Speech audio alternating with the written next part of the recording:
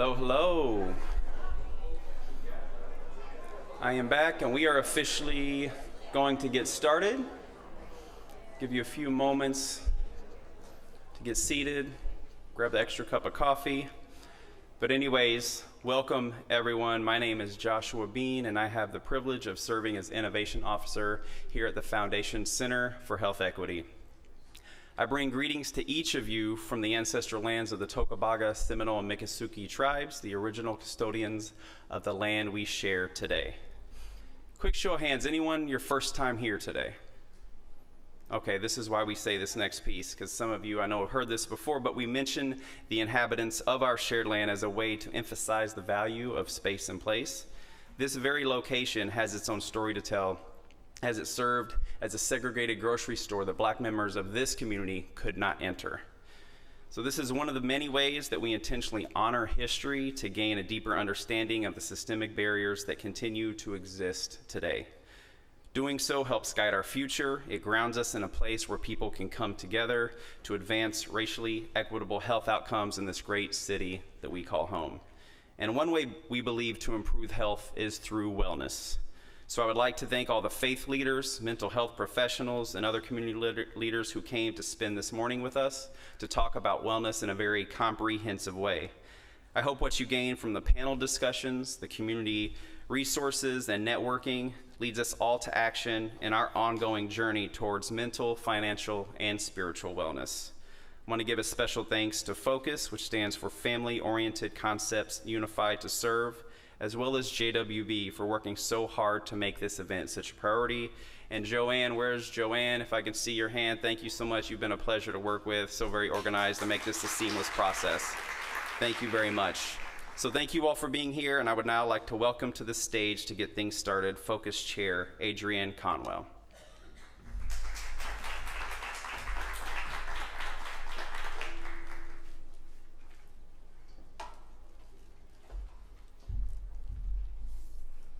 Hello and good morning. Welcome to the Preparing for Wellness, Planning for Mental, Financial, and Spiritual Wellness in 2024. This event is brought to you by FOCUS, and we're a collaborative planning team of religious professionals and social service organizations committed to working together throughout Pinellas County to benefit children and families. If you're interested in serving on the FOCUS committee and preparing these type of events, please give your business card to JWB or seek out someone who's wearing these badges. Will the FOCUS team please stand? I thank you. Please remain standing also, because what we have is, while you're standing, the planning team has a farewell gift for one of its members, Chris Matthews, who will be moving at the end of the year. Please join me in thanking Chris for all the years of service. What we did is, Chris loves puzzles, so since she's going to be our missing piece, and we don't want her to forget Florida, we're giving her her puzzle.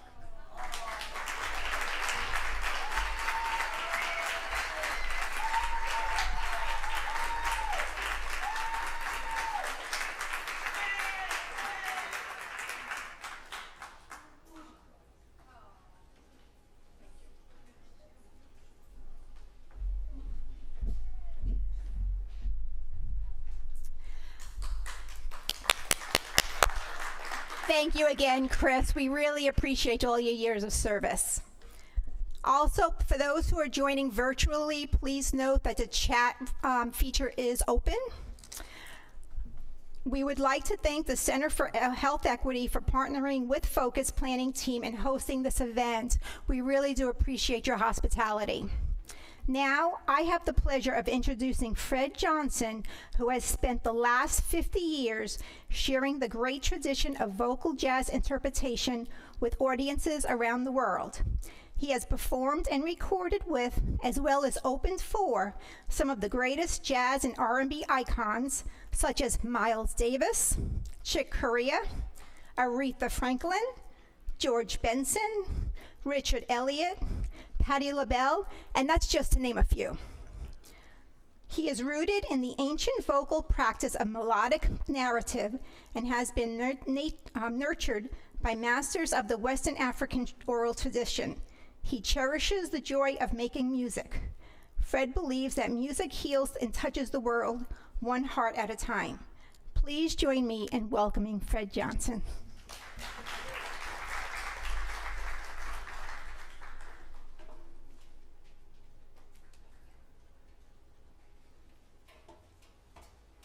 Morning, everyone. Morning. Most importantly, I just live right up the street, so it's great to be able to come right down the street and share some joy and some love.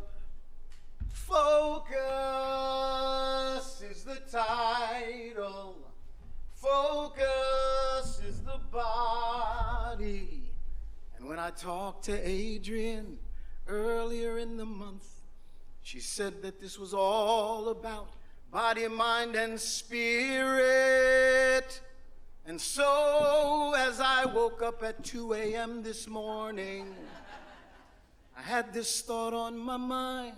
I woke up, and all of a sudden I had this feeling.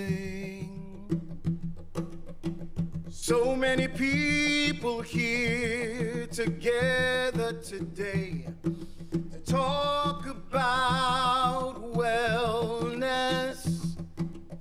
And at 2 a.m. I realized that the word wellness starts with we. And I was taught a long, long time ago that the one thing that we all share in common is the breath of life.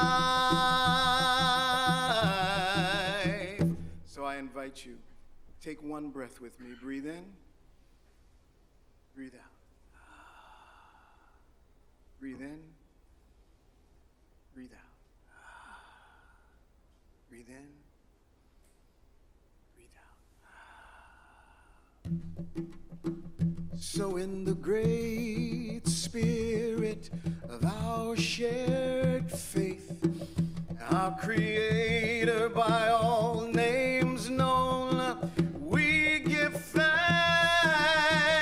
that we are given the breath of life, that which unifies us all.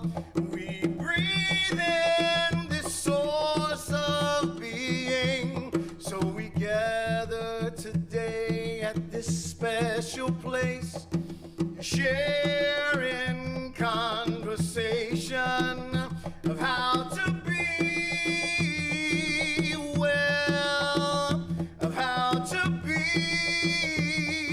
abundant, of how to honor all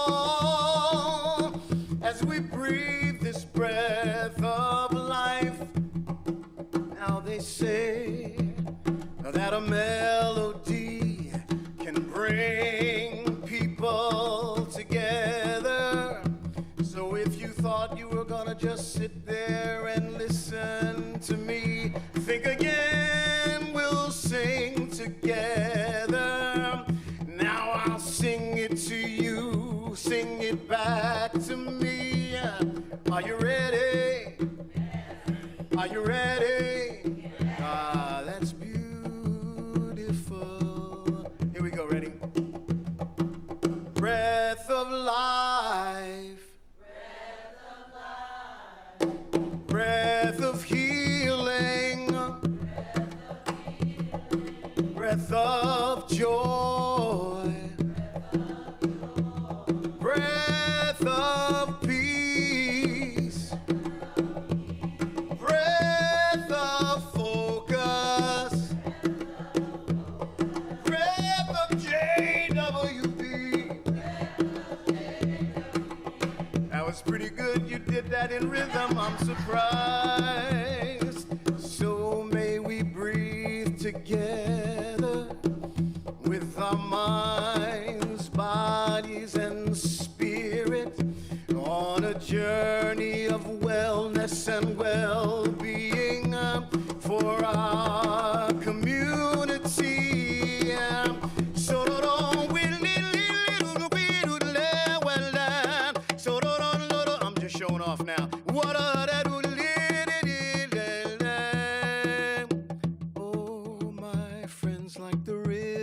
of the drum. May our hearts beat together today. May we remember with every breath we take that therein the true peace lies. If we begin on the wellness journey with honoring ourselves and recognize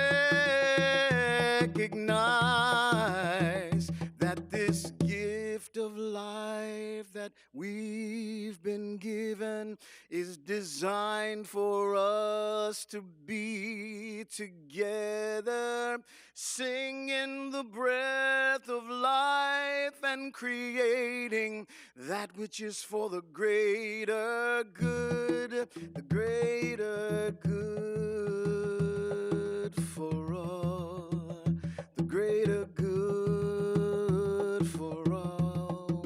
Here we go. The greater good for all. Sing with me, please.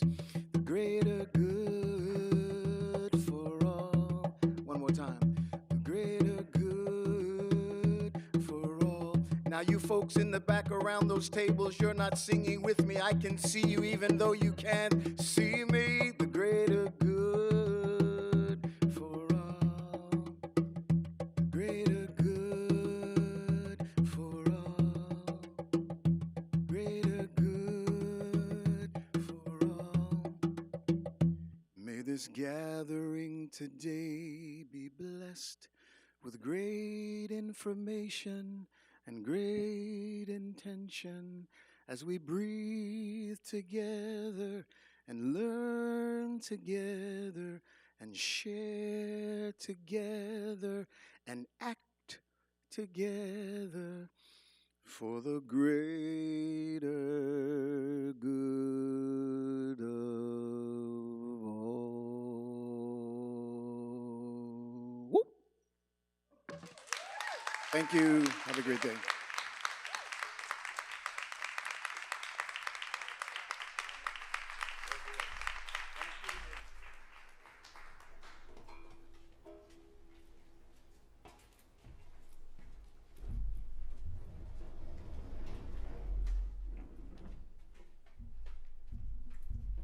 Thank you so much. What a gift he is to our community. Amen.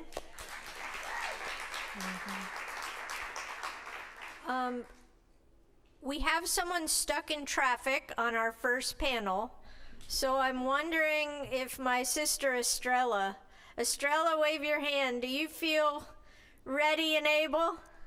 Yes. I want to we're going to switch up just a little bit and give an opportunity for Estrella Espinosa, who's here with Edward Jones, to talk about her program that is an available resource to our community. And then we still will have our mental health expert panel, but this will give them a little bit more time in traffic to get here. I want to say a word about Estrella. When I first met her, it was with our Hispanic Leadership Council here in Pinellas County. And she was very vulnerable and came to the county and said, look, we're all in this together and we all need trusted people that we can talk to and share. And we all have been on our various paths. And she has an amazing story personally, but I think I call her one of the top 40 under 40 of the United States in financial planning. But I wanted to give her an opportunity to share about this resource. And then she has a table in the back that anybody can, stop and get more information for her. But Estrella, thank you so much for making the journey down to be with us. And we're ready to hear what you have to say.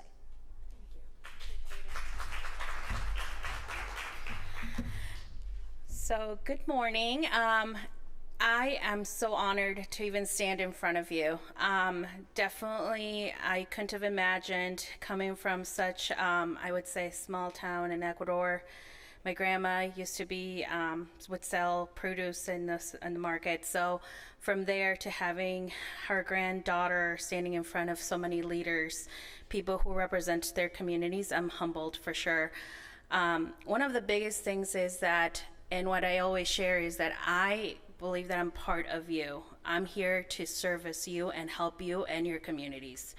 So one of the biggest things is that I'm so passionate about what I do, and I'll continue to always find ways to continue doing it because of the fact that I myself thought I was very successful and a very savvy woman in the financial industry. I've now been 15 years in the financial industry, most of them with a specific financial institution, where I kept on going up the ladder. I got promoted about 7 times in 8 years or so. But all of that is successful, right? But at the same time, the more I would make, I didn't really know how I was tracking for retirement. I didn't know if I was missing any element, or even the fact that why didn't anyone approach me?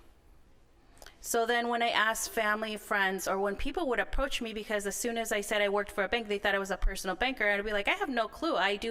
My clients are, like Mass Mutual, London Stock Exchange. They're just so large that has nothing to do with personal. So then I found myself seeing and talking to a lot of people who needed this.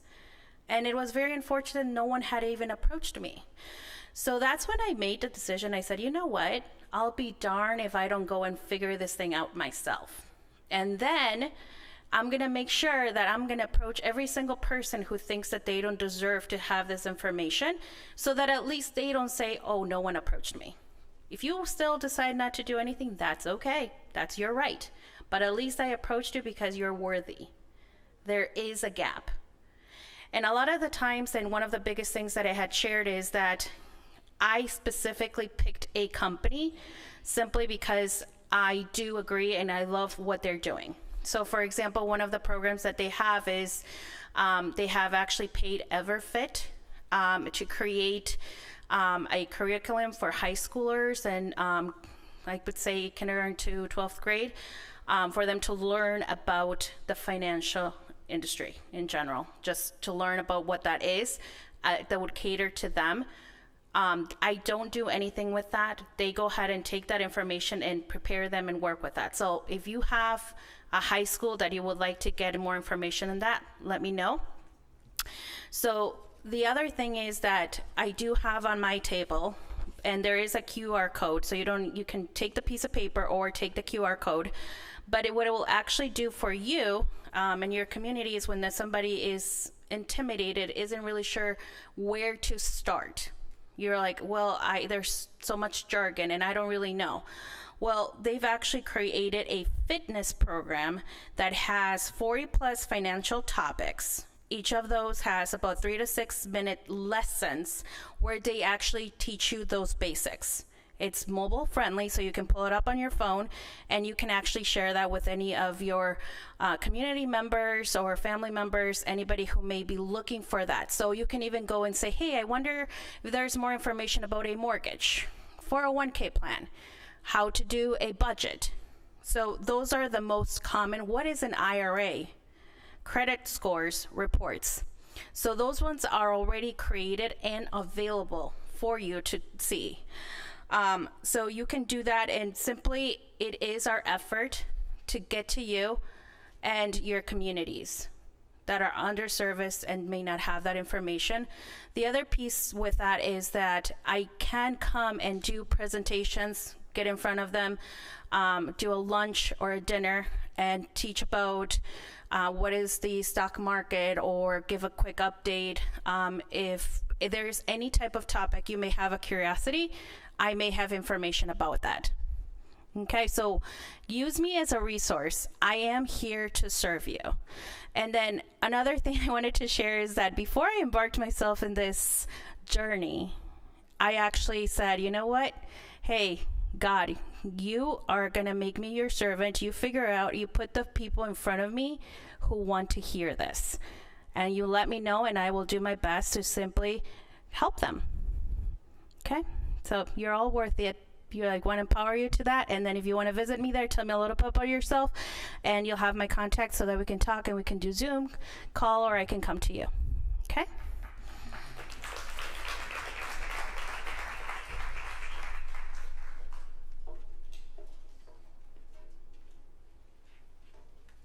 I'm just getting my keys. I'm sorry.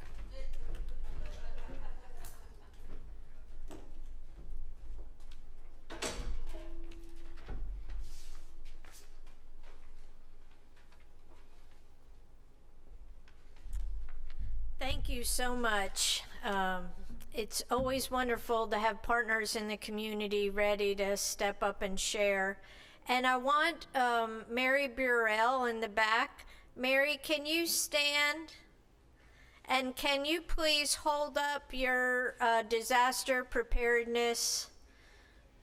Okay, so if you don't know and you're living in Pinellas County, this is hurricane season.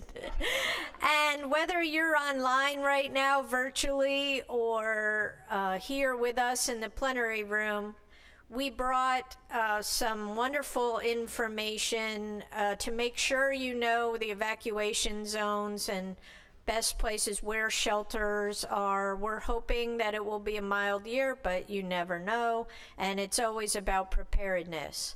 So on the chat, we'll be sharing some resources too. Part of wellness is that preparation, and we believe family wellness during hurricane season is really important. I'm going to go ahead and introduce Becky, who's going to lead our mental wellness team and panel. And Becky can also bring up one of the resource guides, notebooks that are on everybody's table, and she can share a little bit about them as the rest of her team are still arriving. So I've been with JWB, Joanne Rich, as one of the community engagement advocates now for 7 years, working with our wonderful manager, Iris Garcia, and Kelly Roy, who's here. And one of the first people I met on the JWB team was Rebecca Albert. And if you don't know Becky, you're in for a treat to get to know her a little better today. I'm going to read you this bio because I think it's really important to hear this information, but know that she is, to my soul, a very special person as it comes to my wellness.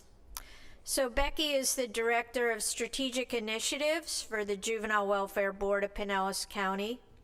She's responsible for overseeing the Children's Mental Health Initiative, a countywide initiative focused on increasing access to mental health and support services while enhancing care coordination for children and families.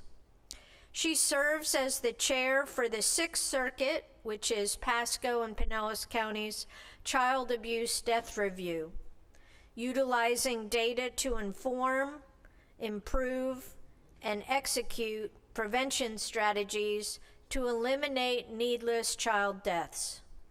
In 2021, Becky was appointed to the state CADR committee representing a child advocacy organization. She has a unique ability to drive excellence, lead change initiatives, and has dedicated her career to strengthening the lives of children by focusing on prevention, programming, and enhancing cross-sector coordination. Ms. Albert earned a Bachelor of Science in Business Administration and a Bachelor of Arts in Psychology. And in 2012, she graduated from the University of South Florida with a Master's in Social Work after completing her clinical internship at All Children's Hospital right here in St. Petersburg. It's my honor to introduce my partner in crime. I have a few of those here today, Miss Becky Albert. Thank you.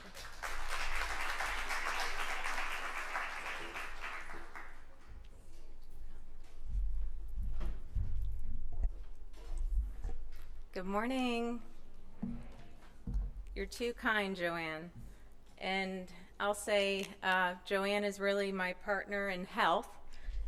because that's what we're here to discuss today, and a journey of wellness. So I just want to put it out there that one of our panelists is on her way and should be here any minute.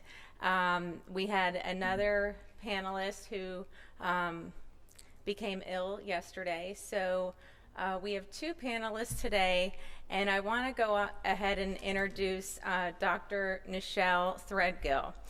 Dr. Nichelle Threadgill is a practicing pediatrician who has been at Evra Health for more than 20 years.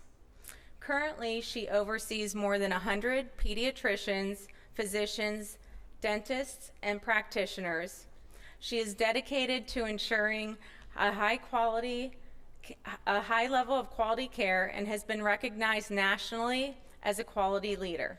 She is passionate about preventative care and has partnered with multidisciplinary entities to help increase access to care, including mental health and support services. Dr. Threadgill is leading the way by making individuals in our communities healthier.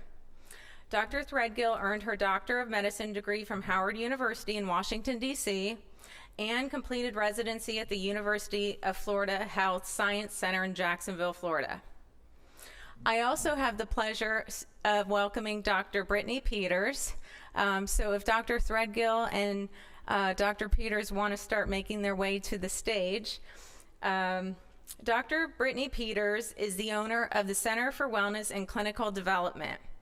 She specializes in trauma-focused cognitive behavioral therapy and EMDR, otherwise known as eye movement desensitization and reprocessing. And with more than 15 years of experience in community mental health, Dr. Peters offers her expertise by developing culturally competent clinicians and teaching at two prominent universities. Dr. Peters is dedicated to promoting self-connection through empathy and increasing access to therapeutic care from diverse populations and providers. Dr. Peters earned her master's degree in social work from Florida State University and her Doctor of Social Work from the University of Tennessee in Knoxville.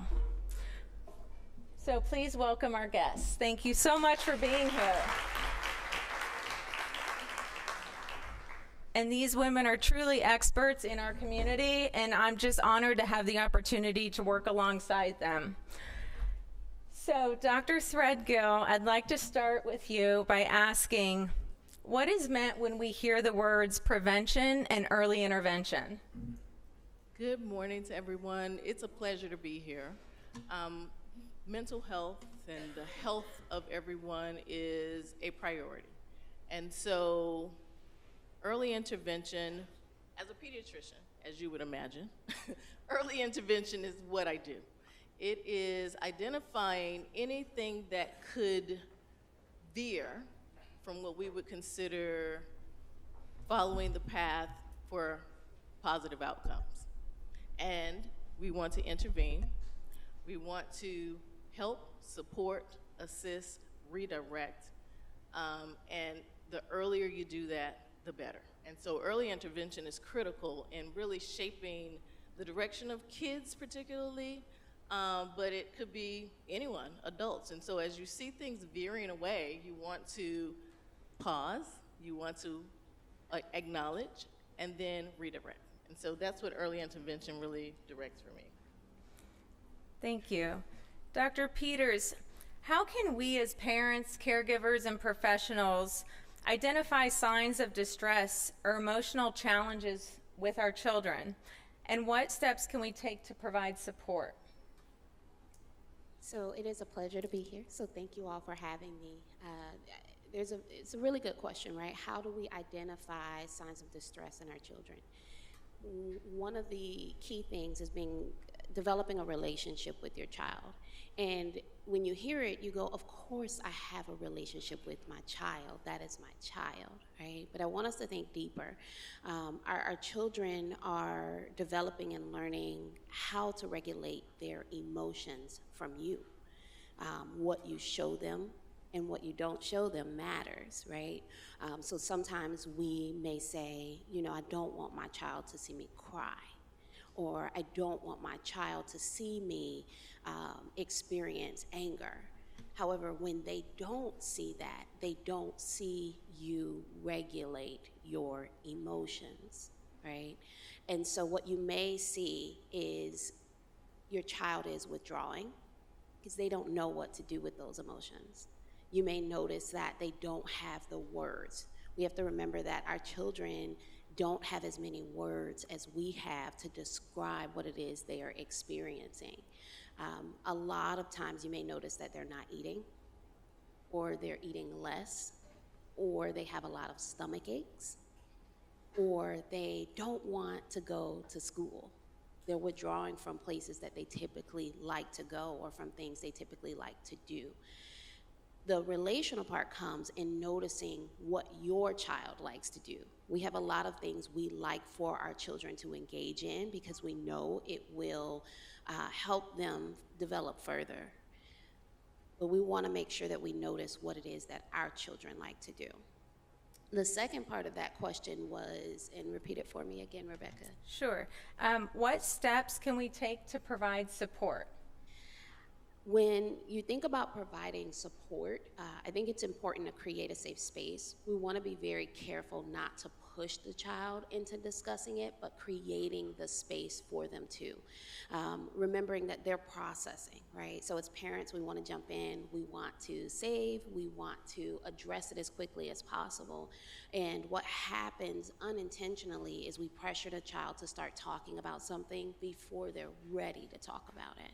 So there's a difference in going, hey, you know, if you want to talk or when you're ready to talk, let me know, and checking in and sitting that child down and going, all right, tell me what's going on. I noticed this. You're telling me nothing but this and this. The first approach opens up.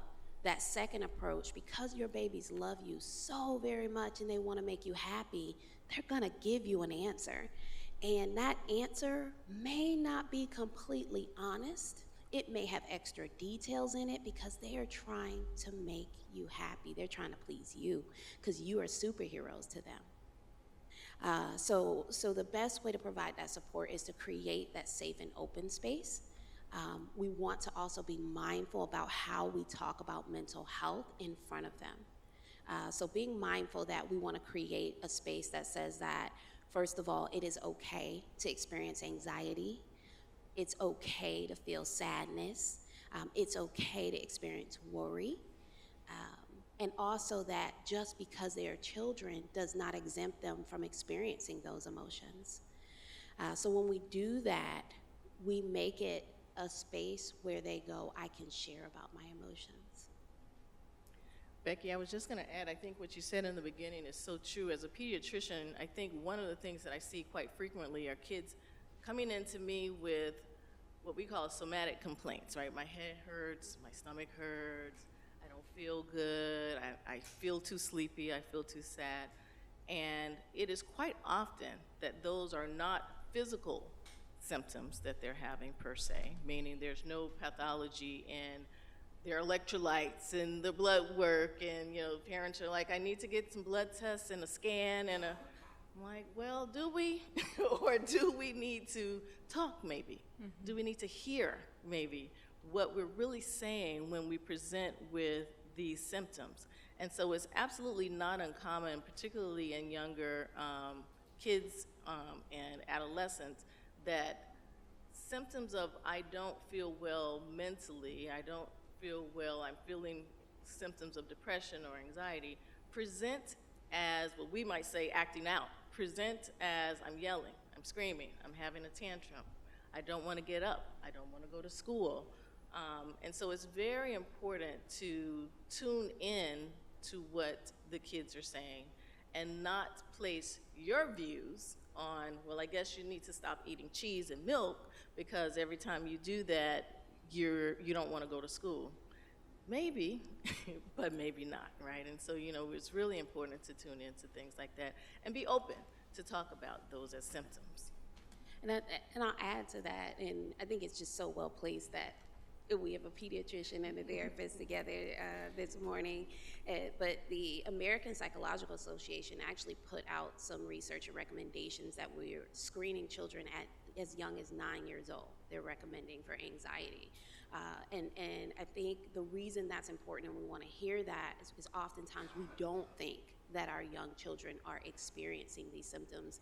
And when they do, their first door is the pediatrician. Very.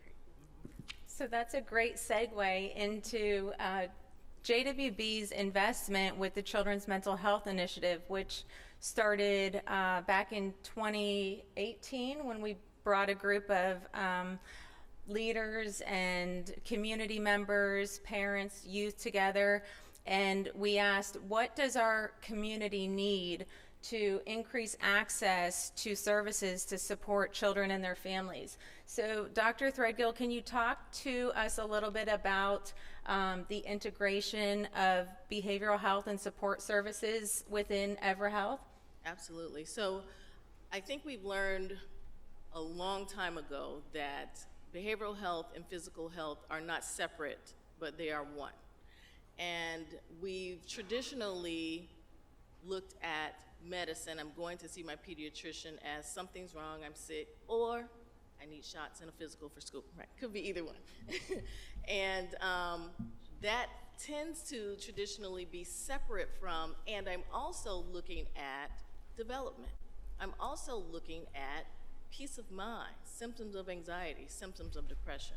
And so through the collaborative at EverHealth, we've integrated our therapists into our pediatric teams. And so we have a therapist that is there with our pediatricians that works right alongside of, and we do a lot of screenings so that we can intervene. So we started the conversation talking about early intervention.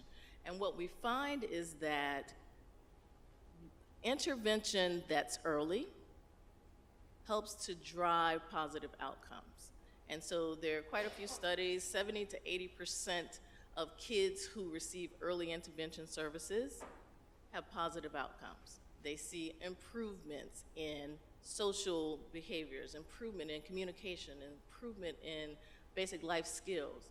And so connecting, screening for, and then intervening has been the key to how we practice. And we do that in that collaborative model where you may be coming in because you hurt yourself at the football game, but we're also doing some of those screenings, looking for depression, looking for signs of alcohol use or substance use, particularly in teens. Screening younger kids for developmental skills and social skills so that we can connect and redirect behaviors if we can. Thank you. Thank you. So stigma around mental health is very real and continues to be active. I often say that if there was anything that was positive that came from COVID-19 pandemic was the increase in people talking about mental health and talking about stress and anxiety and depression. However, talking about it is one thing, but actually taking the initial step to access services. So I grew up in a family where we didn't talk about our problems. We kept everything inside the home. And if only we would have known, because we do know more today than what we knew before, the impact that it can have on an individual's well-being. So can you, Dr. Peters, talk to me a little bit about the stigma and how we're working to normalize conversations around mental health and wellness? Yeah, I think it starts with conversations like this, integrating care, right? Making sure that we are approaching things as a holistic view. And I love that you shared your personal experience, right, of growing up in a family, especially when we're talking about children's mental health, right? Linking it back to the child. We know that children are not in control of their environment. They are not choosing what they eat each day. in some ways. They don't want ketchup, or last night I picked peppers out of spaghetti, but for the most part, they are not choosing where they live, who lives in the home. And so when we think about stigma, we have to remember that if we look at it from a person and environment or an ecological systems lens, we know that everything outside of that child then impacts them, right? And so we want the parents to also accept that it's okay for their child to struggle, and that engaging them in clinical care may also mean that they have to engage in those sessions, right? So we want to adopt the view that, hey, it's okay for my child to need a little bit of support. And when I take them to these professionals, those professionals are going to ask me to be in there at times. They're actually going to give me strategies that may mean I have to shift something in my home. And I don't have to take that to mean that I am not parenting in a way that is focused on my child's well-being. It doesn't have to mean that I'm a bad parent, because those are the stigmatizing thoughts that keep parents from taking their child to get help. I don't want to be seen as a bad parent. I don't want to be seen as not nurturing or not attentive. And it's easier for me to kind of drop my child off at therapy because the pediatrician referred them, but not come in. It may mean they ask about how often I'm drinking. Oh, I thought I was here for the child. But children know your favorite drink. Children know your favorite person. They know your stressors. They see it. So sometimes that stigma really lies in the parents being comfortable in talking about. So going back to the first thing I said, and how we normalize that, it's not just in these conversations, but in how we support our peers. Many of us have friends who are parents, family members who are parents, and it's important to support each other in our village in talking about this and having the dialogue so that people don't feel isolated, because that also adds to the stigma. Yeah, I would just add that helping people to understand that mental health and behavioral health is part of health, right, is one of those lessons that we try to continuously drive. It is impossible to manage your diabetes if you don't feel well, you're depressed, you're anxious, you're worried about everything, and you're not addressing that. It's impossible to go to the dentist and have your teeth cleaned, or, God forbid, any other procedures in dental, if you're so anxious that you can barely sit in the seat, or, likely you won't even make the appointment. And so we know that those two are hand in hand, except we don't want to accept that, or we don't want to say that, I guess. We don't want to say that there are things that in my mental space that are preventing me from being healthy. And so health involves not just I'm following and trying to keep my blood pressure low, but it also involves I also thinking clearly and present with my thoughts and really addressing how I feel.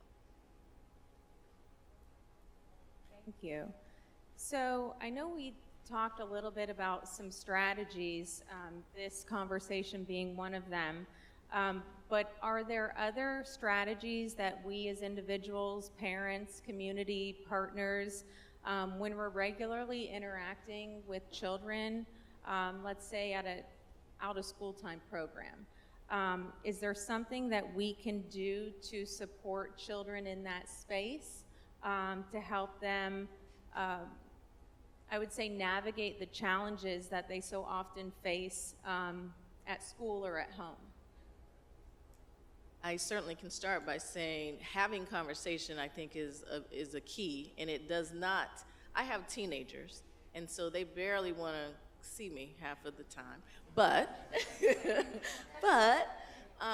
identifying a time that we're sitting and eating. They don't want to. How are you doing? And how's your mental health today? That's really not what they will receive. But you could start the conversation with, I see you wore your new shirt today, did everybody like it, or did you get any compliments, or where did that go? And then it kind of veers into, now how do you feel, right? Now, in my head, I'm thinking about confidence and self-esteem and some of those other things. And there, you know, my kids are just talking about things that happen. Conversations don't always have to start heavy, but opening the door, pausing, listening, asking questions that don't always feel so deep often allows kids an opportunity to say, yeah, you know, everyone gave me compliments, but this happened, or that also happened. And then you have a little portal that you can ask a couple of more questions and really kind of dig in.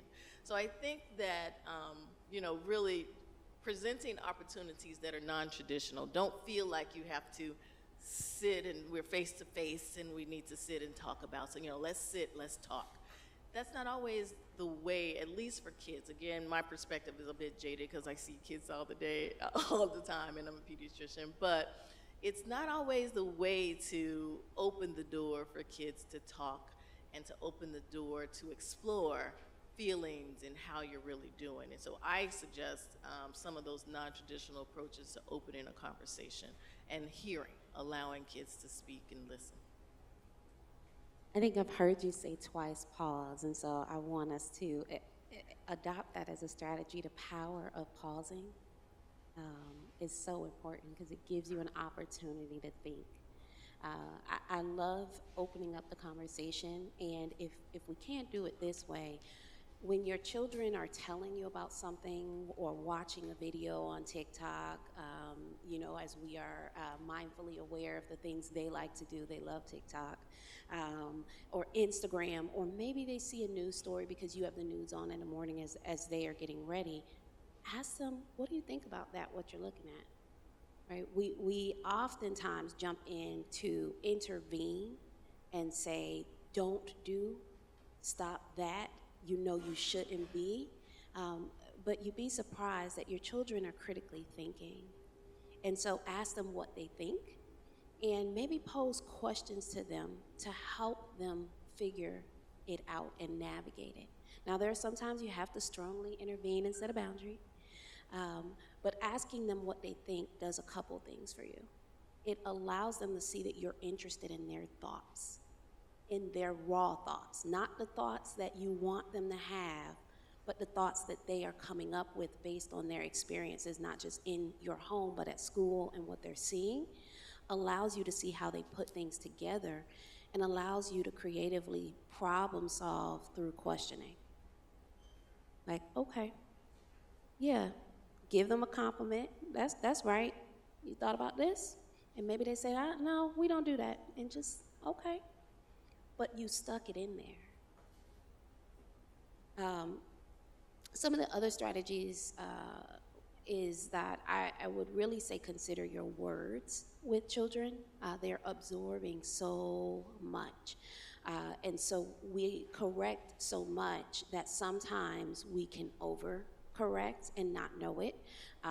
So I'm reflecting on a child who she spends a lot of time with her father. He's a single parent. And so her mother figure is grandma. And there's a lot of communication about her eating habits, so much so that she doesn't like to eat in front of them.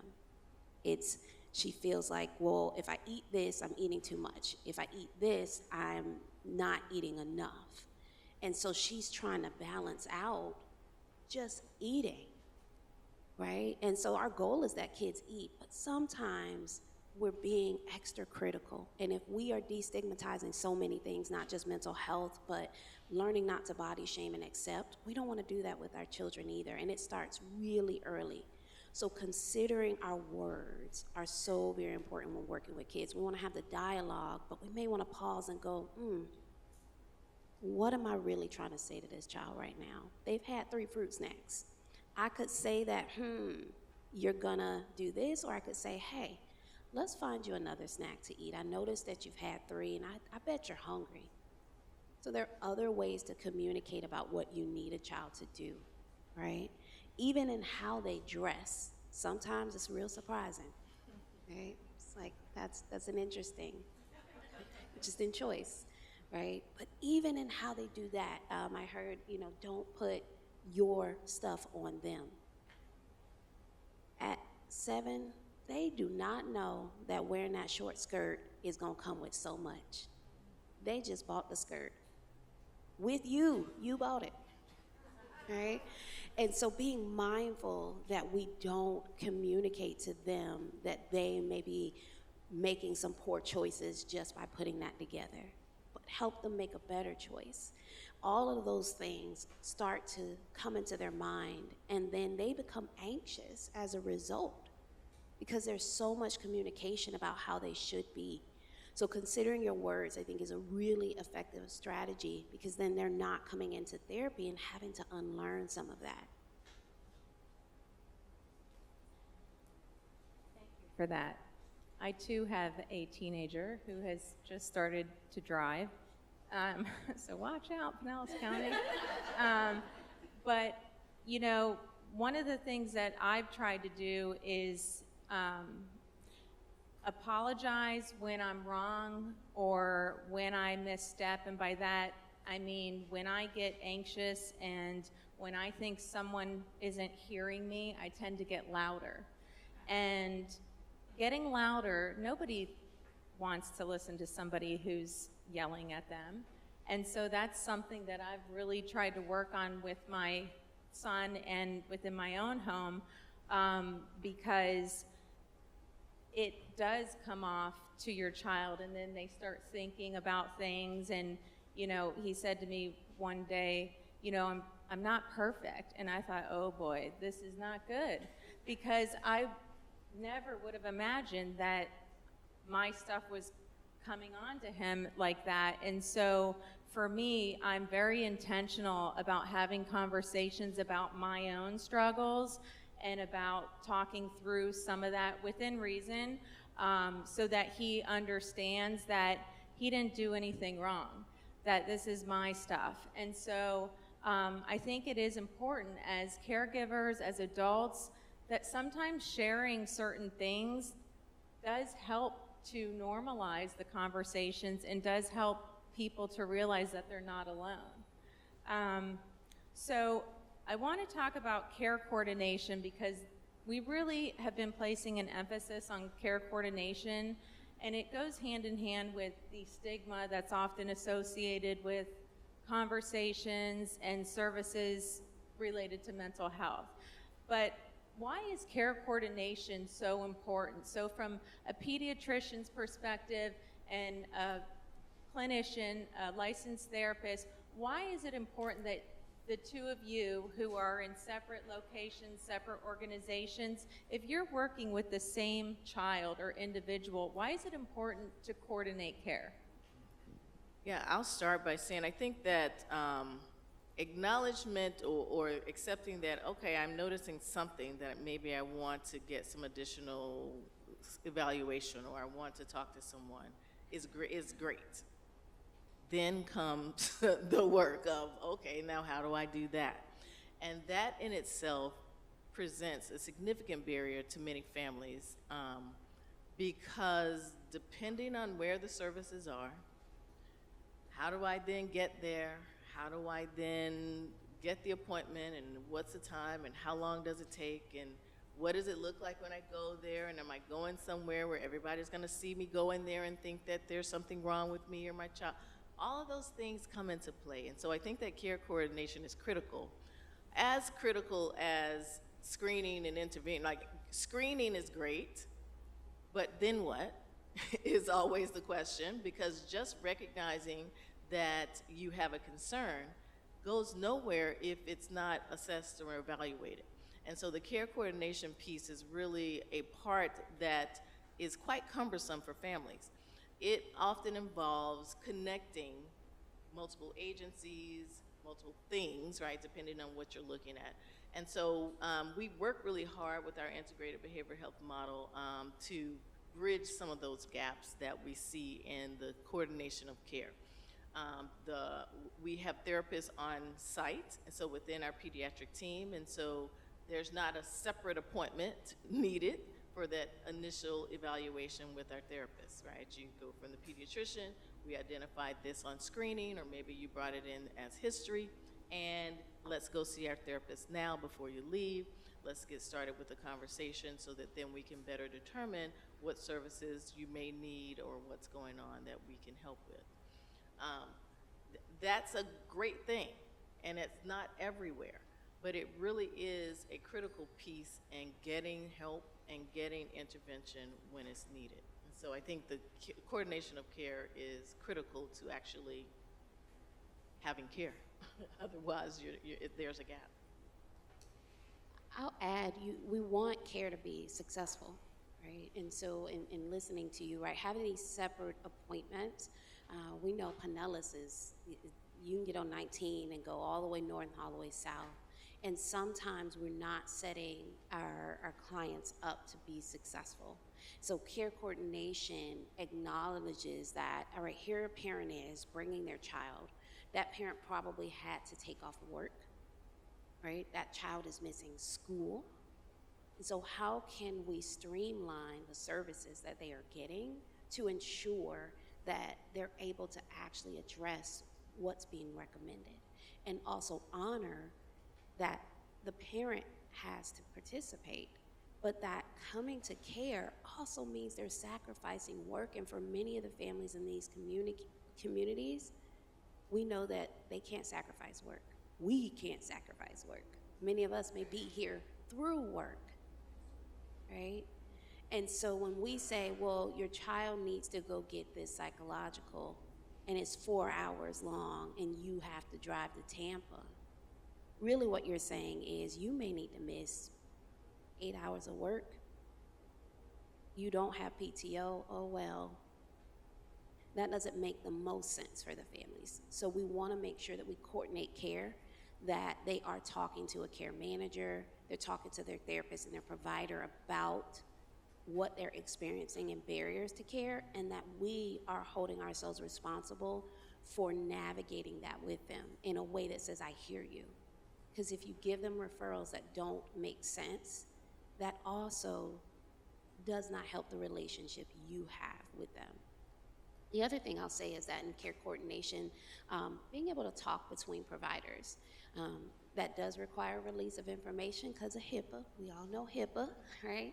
And it doesn't mean that we're talking all the time, that I see her in Publix and I'm going, hey, let's talk about that client. It's not. It's only when necessary, but what that does for you is it helps them to coordinate in a way that says, this is what's going on, this is why I'm referring, and if you need additional information. And then for me to go back and say, okay, this is what I'm hearing, this is what I'm seeing, and if you need additional information. So it's important to allow your providers, if you feel comfortable, right? If you don't feel comfortable, don't sign a release. Don't feel pressured, okay? But if you feel comfortable, allowing them to communicate with each other.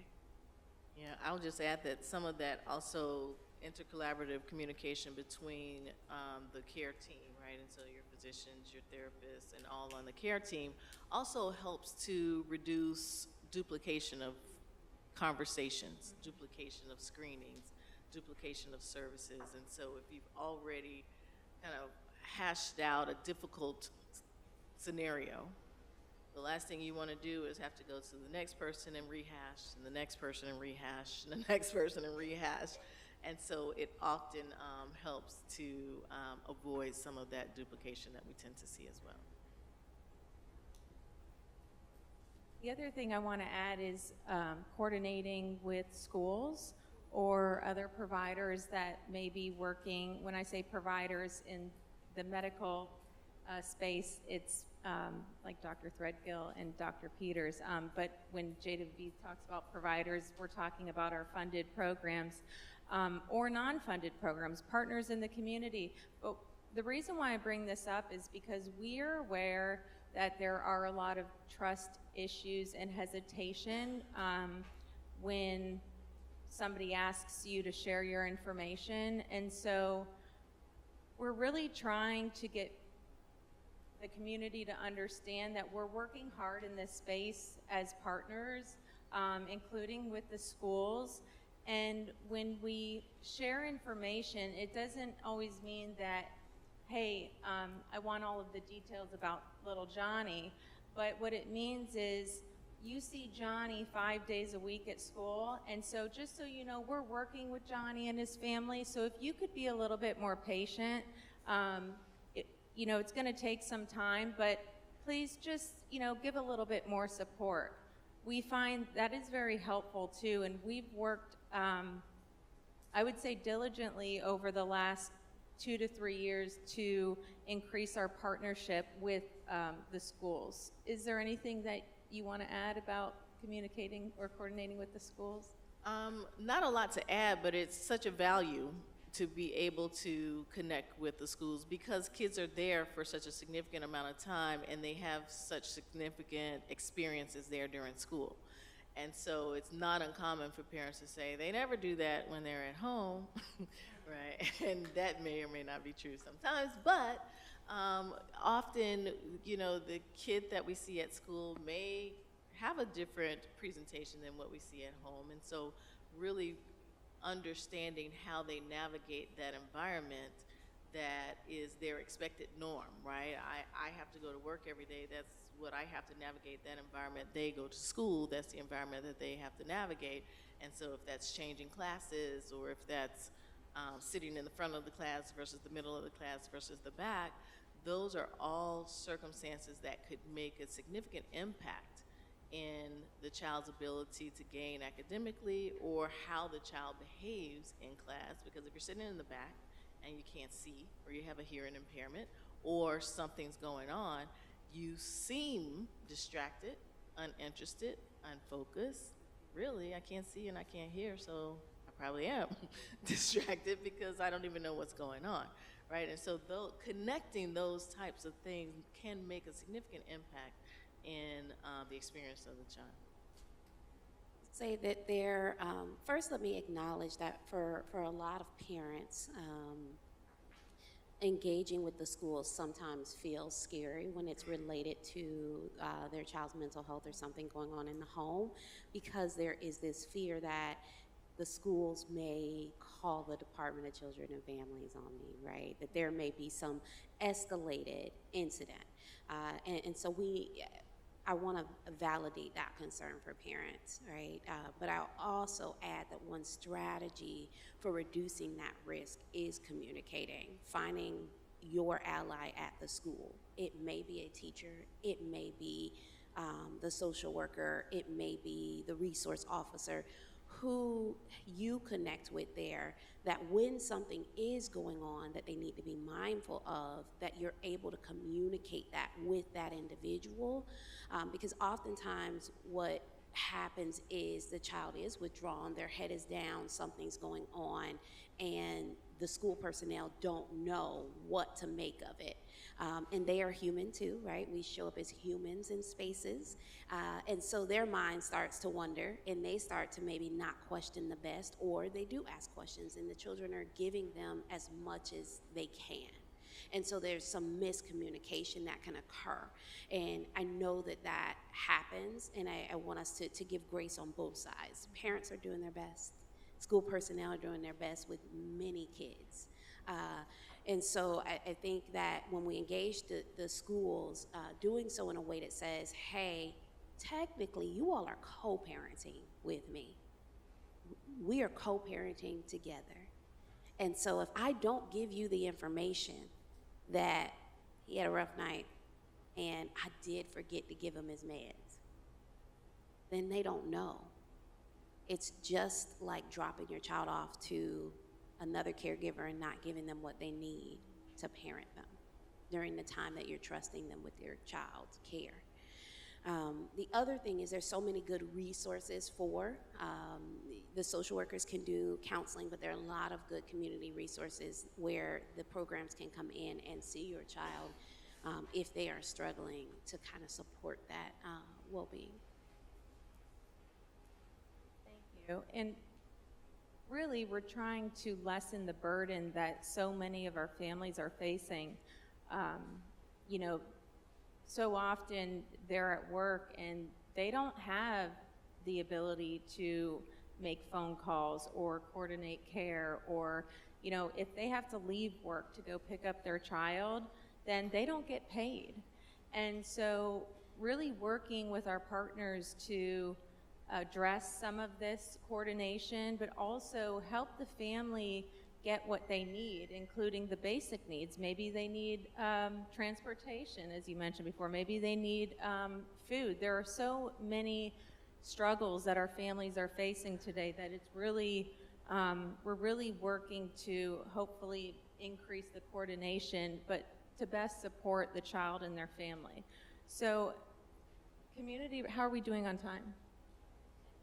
10 minutes? Okay. Community resources, and I just want to mention, yes, so that's where I'm going now. Can I address the best way to use these books? So everybody should have a gratitude journal on their table that you can take with you, and we've gotten very good feedback from children, youth of all ages, including adults. I want to draw your attention to the very back page of it. There are local resources that are available that you can either use the QR code to scan, and it will take you right to the web page. There are phone numbers and actual websites. One in particular that I mention is the Find a Therapist, because I've used that personally for myself and for my family. And why I like this resource is because it allows you to drill down and filter by zip code or city. Where do I live? What is my insurance type? Do I have insurance? Who are the therapists available to address a specific need? Maybe it's anxiety. Maybe I don't even know what it is. But by the ability to drill down and narrow your search, really helps to identify, and you can see the individual, the therapist, and their bio. It gives a little bit of information about them.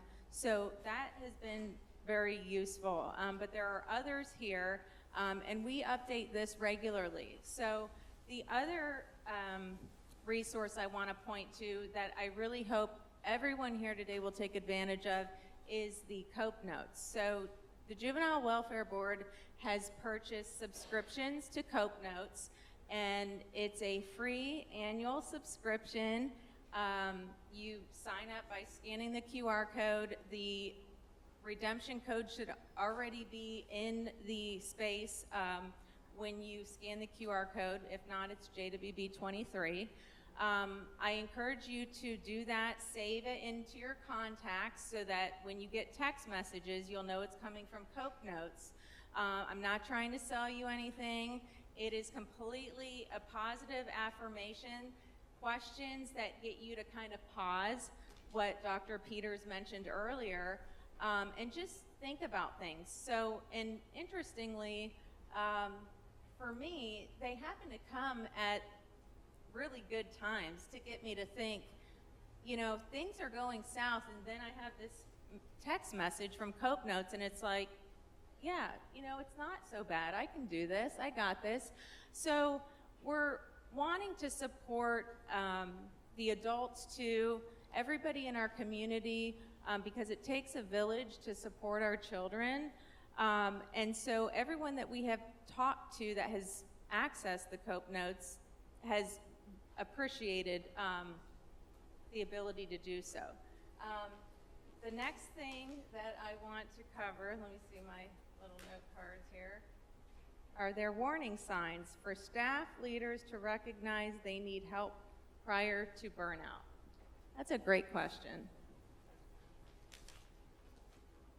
So related to employees, burnout, warning signs, is interesting because being a therapist, but then having experience in being in leadership, there are absolutely warning signs. And so one of the things I'll say is you'll notice that the person is falling behind on their work. Sometimes it may be just as simple as not knowing how to use a system, things of that nature, organization skills. However, if it is ongoing, typically someone may be overwhelmed.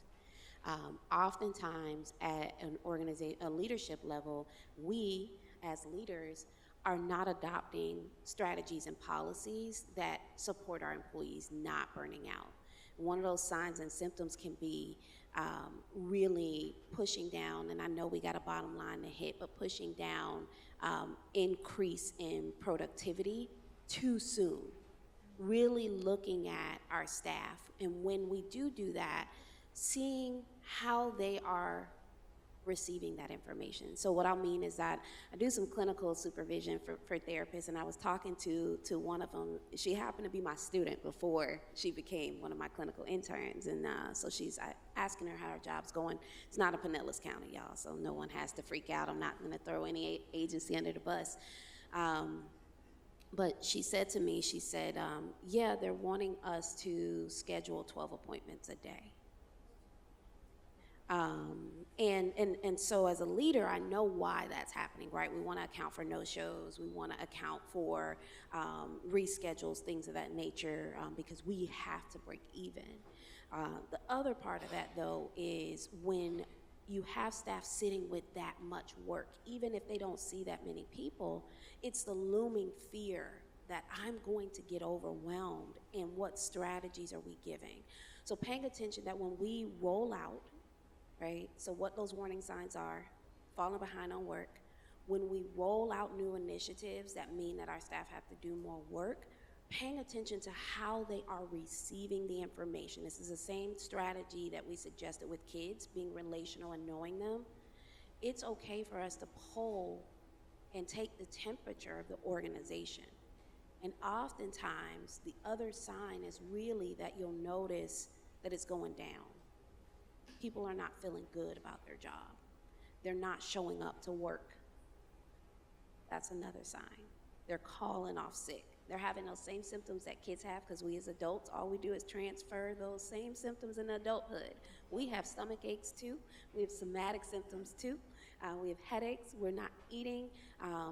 We're not doing our self-care practices. So if you know your team member and they love to run 5Ks, and they tend to do so every weekend or run a couple miles, and you're noticing when you talk to them, like, I don't have time to do that. I don't feel like doing it.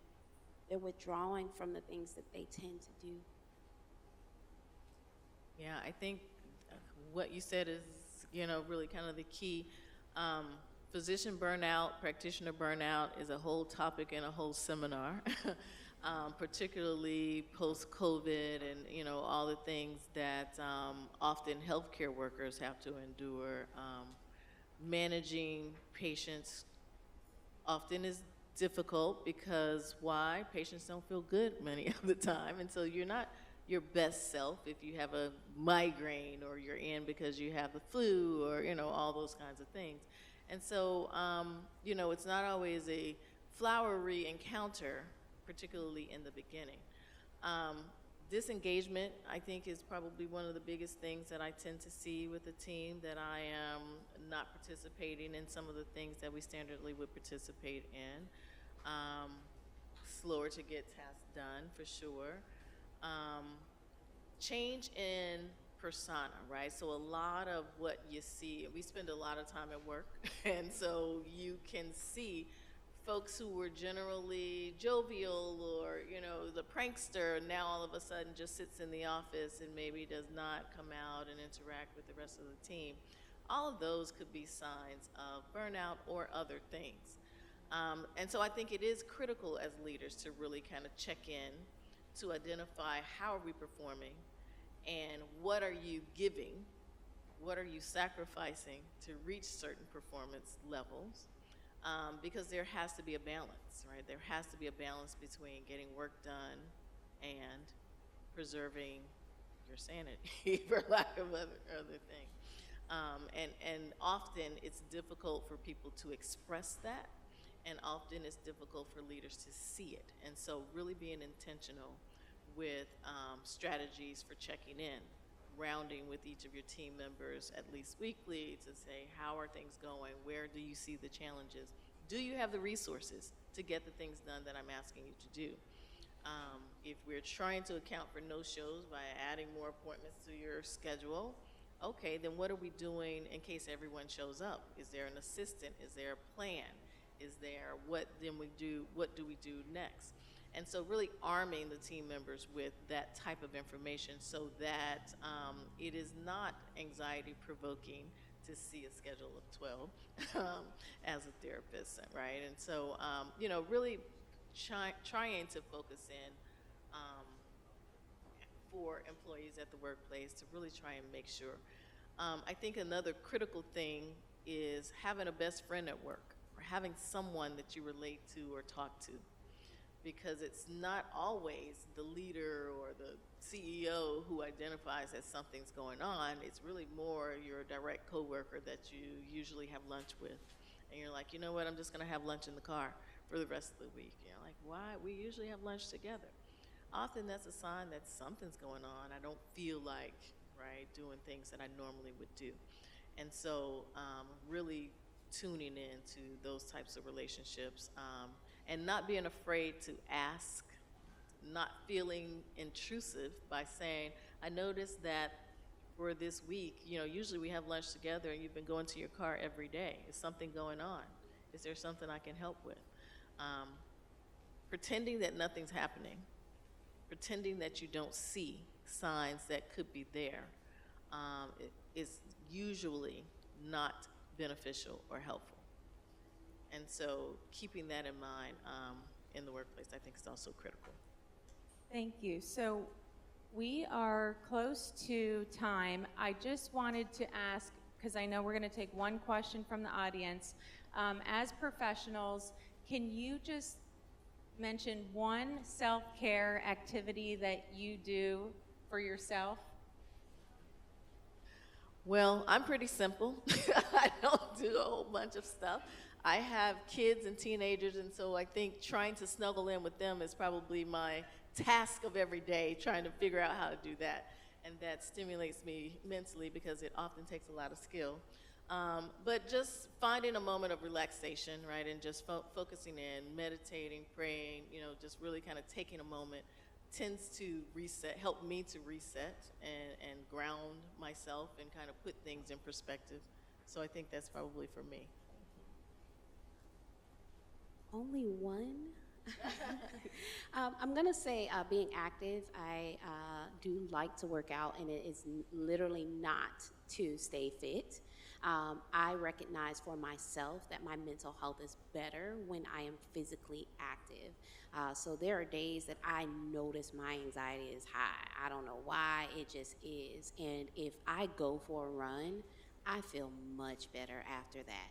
And I can't always explain how those two things are connected, but it works. And so because I know that, I try to integrate it even in my busy schedule. Yesterday was 5 a.m. and I was not, it was terrible, y'all. It was terrible. I did not want to be there, but afterwards I felt great. So I would say that's probably the strategy that works best for me. And keeping that in mind, one of the things, because I always learn from my clients, and one of the things that I learn from my clients is that often as humans we struggle with the limitations, the natural limitations that come with aging. And so one of the things I've been trying to do over the last couple of years is be okay with walking, right? Instead of going, I have to run, I have to do this weight thing, but being okay with just taking a walk.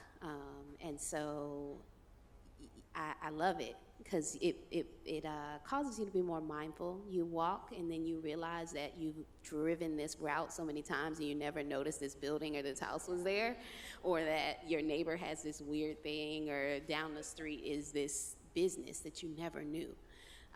It slows you down. And so I think that any type of physical activity is worth it, especially for your mental health. Thank you so much. So we have one question from the audience. Okay.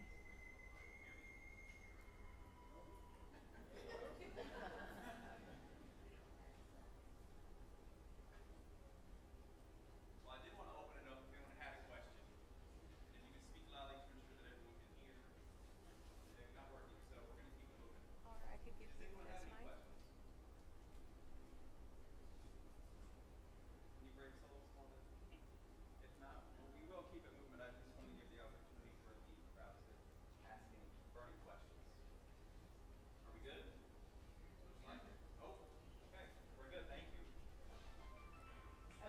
Well, We're good? Okay, well, let's give a round of applause for our panelists today for taking the time to be here. Thank you so much.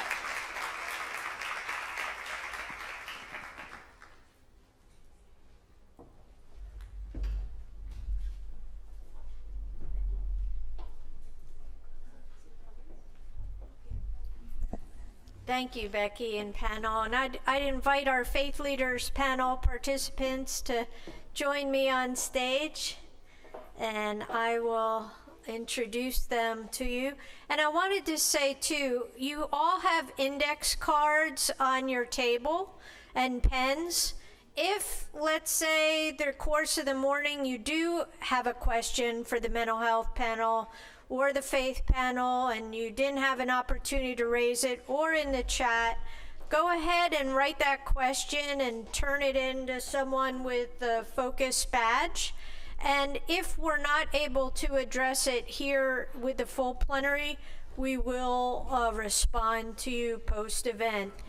And we also have a survey evaluation that'll go out post the event to all of your emails that registered, and you'll be able to hear more.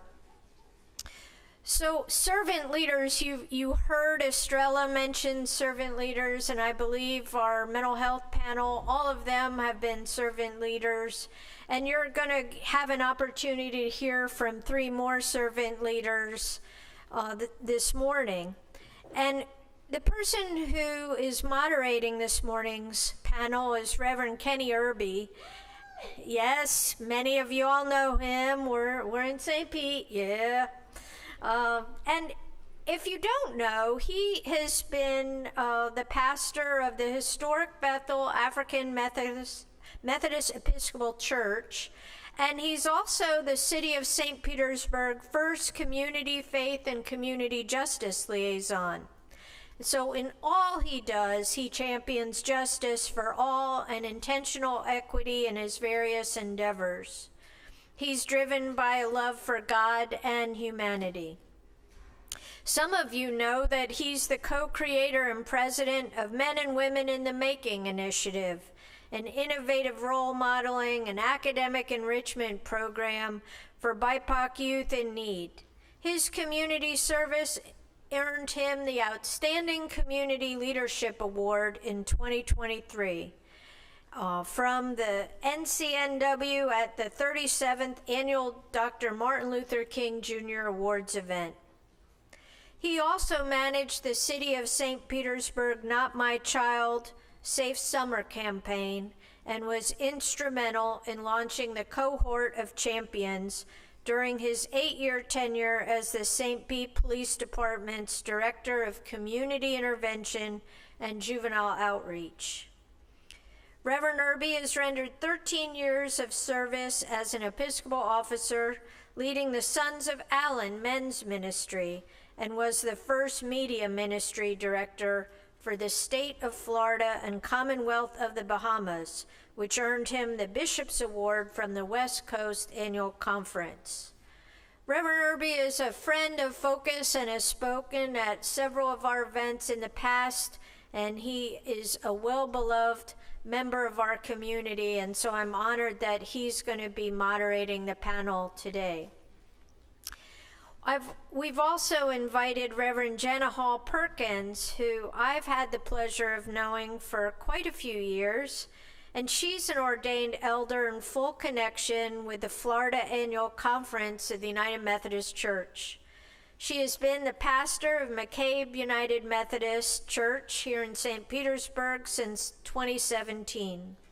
She also serves as the co-coordinator of the Bishop's Task Force on Anti-Racism for the Florida Annual Conference of the United Methodist Church.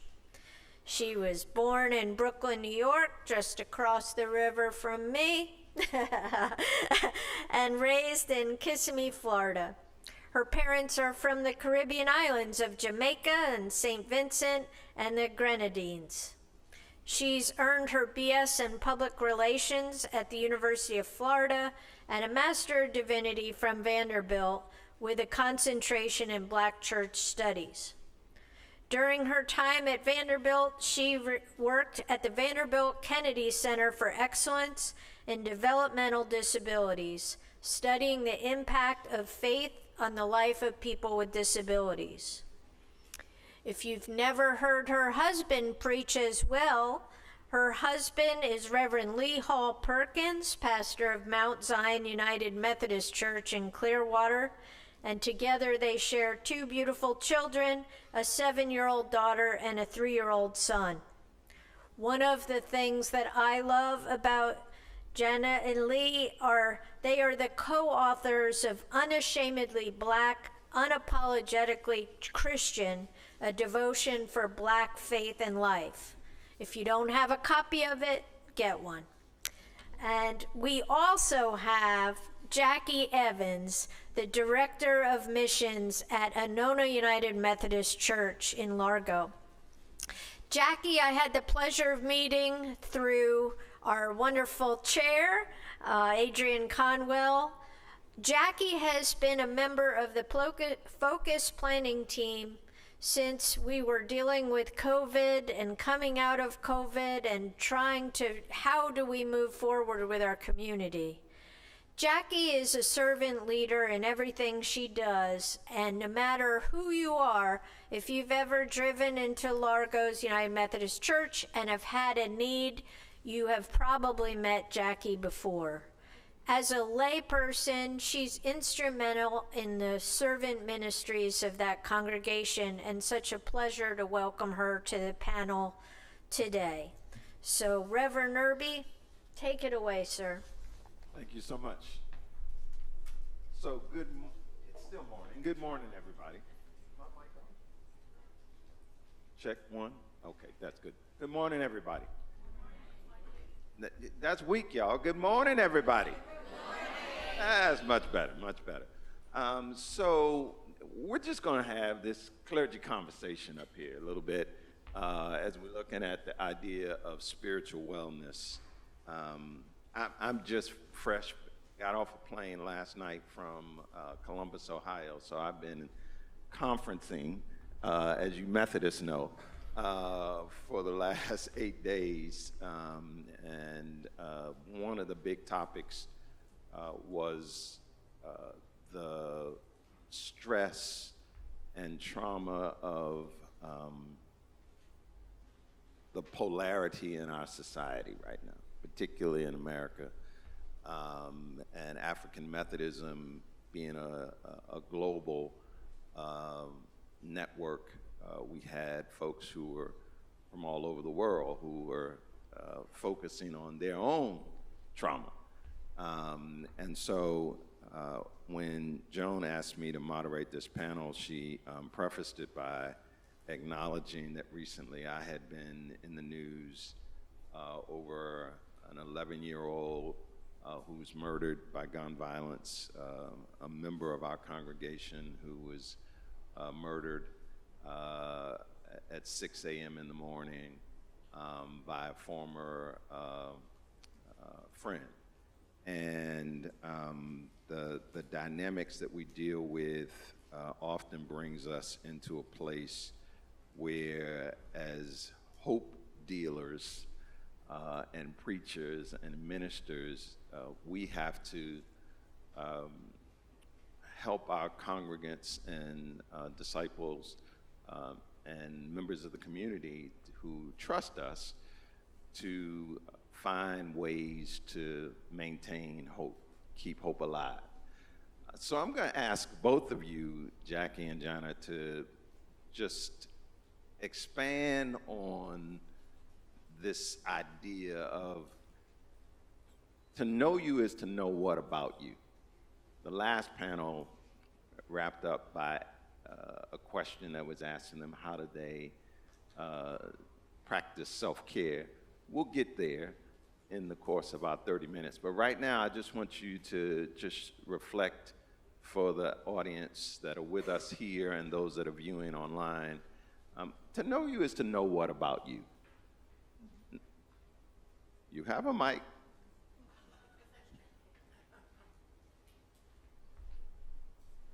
You know, I think oftentimes when we introduce ourselves, not just as faith leaders, but as people in the community, we tend to start with our titles. I do X, Y, and Z. I am a mental health provider. I am a pastor. And I just want to acknowledge how much of our titles and our roles are a part of our identity, but also that it's not all of who we are, right? That outside of work, outside of the 9 to 5, or outside of whatever it is that we do, there is an identity there. And so to make sure that we are taking the time to cultivate that or to tune into that. And so I am a pastor. I am, a follower of Jesus, a lover of Jesus. I am also someone who's interested in archery sometimes, someone who loves to journal. I am a mom, I am a wife. And so just really making sure that there's balance in all of those spaces and places, and focus not just on what I do, but who I get to be and who God has made me to be, and what makes me come alive, what gives me joy, what keeps me going when work is harder than hard, and I might not want to show up to the church, because we have those days too. And so just focusing on just the entirety of what it means to be authentically human. Thank you. Jackie? I agree with all of that. I think we do live in our identity, a lot of what we do for work. I had a little different journey to my career currently. I spent over 30 years in dentistry, and but was a very active volunteer at our church. And then I had a blessing of 5 or 6 years ago that I was offered a full-time position to do what I loved to do, volunteering. And so this is a second career for me, and I think partly because of that, because I did feel so blessed, I really threw myself into that role to the point that I'm like, well, I used to work this many hours, and I used to volunteer this many hours, so there's no problem with me working 50 plus hours a week. So I'm currently really working on how to do that, but really that work-life balance. And one of the things I'm trying to do is just, again, live in those areas that I love. I love to camp and travel with my husband, trying to make time for that, to read more, to do creative things more, I really do. I love what I do, and sometimes there is that pull for me of the work-life balance, and I will tell you, I'm not an expert, and I'm here to share with you today that I struggle, like we all do, I think, in the nonprofit world or in the church world, of having that desire, right? God has filled us with this desire to do what we can and to make changes where we can, but also giving ourselves enough grace to say, pat ourselves on the back a little bit and said, you did do what you could in your sphere of environment. I think sometimes because we are working for a different boss, maybe, that we're not good about giving ourselves a little grace and acknowledging that we're doing the best we can. And there are those days that are very, very hard. And I think in the church world, particularly right now, it's a tough time, because we're seeing such need in the community and seeing such need in our congregations. Thank you. So, this idea of spiritual wellness is very nuanced. It's layered. As I sit here, I'm a cancer survivor in the last 2 years, prostate cancer. To God be the glory. And my wife just came through breast cancer. And give her a hand, amen. We know that he's a healer, and we serve Jehovah Rapha, and we could get caught up in a lot of religiosity up here today. But I want us to just think about all the things that we are as reflections of the Creator, and we're just earthen vessels, right? We're just flesh. and the work that we do. And so as I reflected this week, Psalm 34 and 17 as a reference through Judeo-Christian and even in Islamic culture resonates. Let me read something to you. The righteous cry out, and the Lord hears them, and he delivers them from all of their troubles. And so when you think about spiritual wellness in your congregations and in your faith community and the work that you do, how do you define that?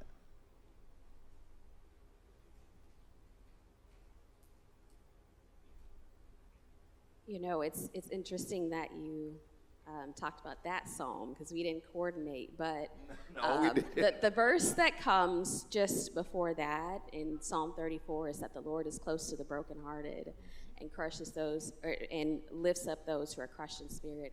And that was a verse I texted to some of my family this week because we had a death in the family.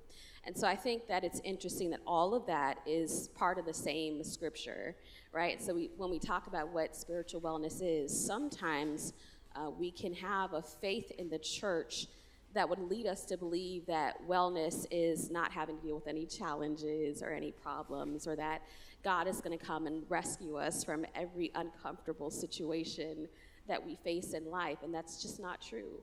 Life is going to do what life is going to do, for better or for worse, and spiritual wellness to me means that you stay anchored and connected and in the presence of God through whatever situation you find yourself in. So when you're in moments of pain, leaning into God as comforter. When you experience joy and celebration and great things in life, acknowledging that God is a God of joy and a source of strength even in the good times as well. So it's going through the ebb and flow of life, staying anchored and rooted in the one who made you and the one who is intimately aware of the details of your life. And as we talk about the Psalms, I think it's interesting to draw upon that, because as you go through the book of Psalms, I remember the first time I was trying to read the Bible cover to cover, I got stuck in the Psalms because there's 150, and I was like, I don't want to read another psalm, you know? And some of them sound the same, and like, what's going on here? And do I really need to read them all? But when you look at the whole collection, what you see is a person, multiple people who are writing from the ebb and flow of life. And so some psalms are like, praise the Lord, give thanks to the Lord. And then you turn like 5 verses later and it's like, woe is me, God doesn't even care about what I have going on. But when you look at the ebb and flow of life, the good times, the hard times, the ordinary times where like nothing noteworthy is going on, what you see in the Psalms is an example of someone who sticks with God through the ups and downs of life. And to me, that's what it means to be spiritually well. It's not that life is going to always be great or perfect. Sometimes there'll be pain, sometimes frustration, sometimes excitement. But what does it mean to connect with God, to stick with God, to seek God, to let God be your strength when you don't have any strength of your own, just to stay connected to God throughout the entirety of what life brings? Thank you. Jackie. I was thinking, not just for myself, but I think for a lot of our volunteers in the church, and again, for those of us in the nonprofit world, that it's like the analogy of the oxygen mask right on the plane. They tell us to put our own masks on before we help our children or who sit next to us, and I think that's something that's so important, that we feed ourselves first, that we make sure that we're getting connected, whether we work in the faith community or around it, that there's a time that we're getting fed ourselves. I know I do better if I take that moment to read. I've got a wonderful devotional somebody gifted me that's like a year's worth of devotionals, and it's nice, short reading, but it has a little challenge. So I try to do that every day before I start work. And for me personally, that seems to work better for me than just picking a Bible passage. It'll have a Bible passage in it, but I like the devotional format. But for example, the book that they were talking about with the Cope Notes, I think that's awesome, because it's something that you tend to receive that, or tend to read that devotional that just gives you that thing that you're going to need that day. It's a way that God can work in our lives.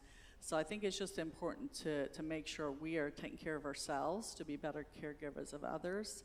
And sometimes that's a challenge. I think if we're working or we're in ministry, separating that time of providing, being the provider of that versus receiving. And I think that's a really important thing when we talk about mental health and self-help and spiritual health, is that we make sure we are helping ourselves first. The other thing I wanted to share was the joy that I experience the most, and I think I just deeply believe that God wants us to work together. And I love what Fred was saying about the song Wellness, that we comes first. I feel so passionate about when the church works together, when we work with the community partners. When we do that well, we're doing a better job for everybody. And that I think that's when we see God smiling the most, is when we are very intentional about how we work together within the church and within the community. So, thank you. The idea of spiritual wellness then requires that we have to acknowledge that there are some things that congregants, members of our congregations, our mosque, a temple, places where we worship, because this is multi-faith work, right? We're having this conversation primarily through Christendom. The work that I'm doing now under Mayor Welch's leadership with faith and just community justice is helping build capacity in our faith community to deal with community issues, problem solve, right? So how, in your congregations, is there a wellness ministry?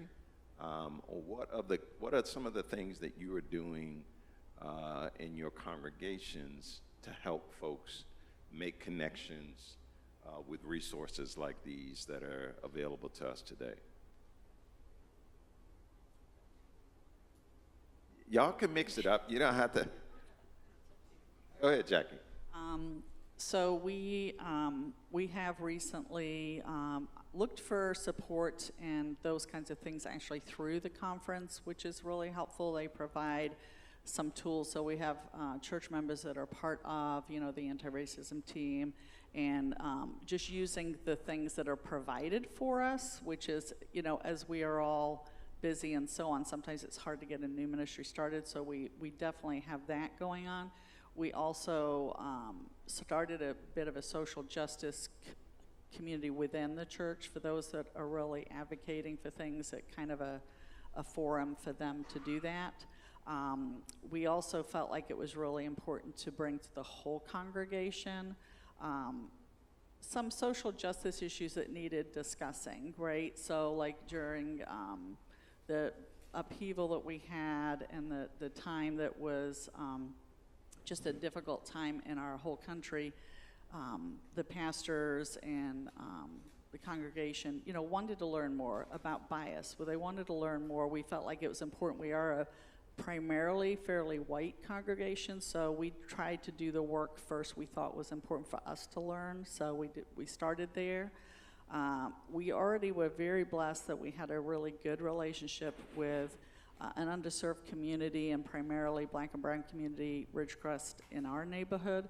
So we had some of those relationships. What we found was having those relationships was such a blessing, because we were able to deepen then what was already there. So we tried to do the work first that we needed to do, but it really enabled us to then go out and do work together and partner better with those folks that we knew already.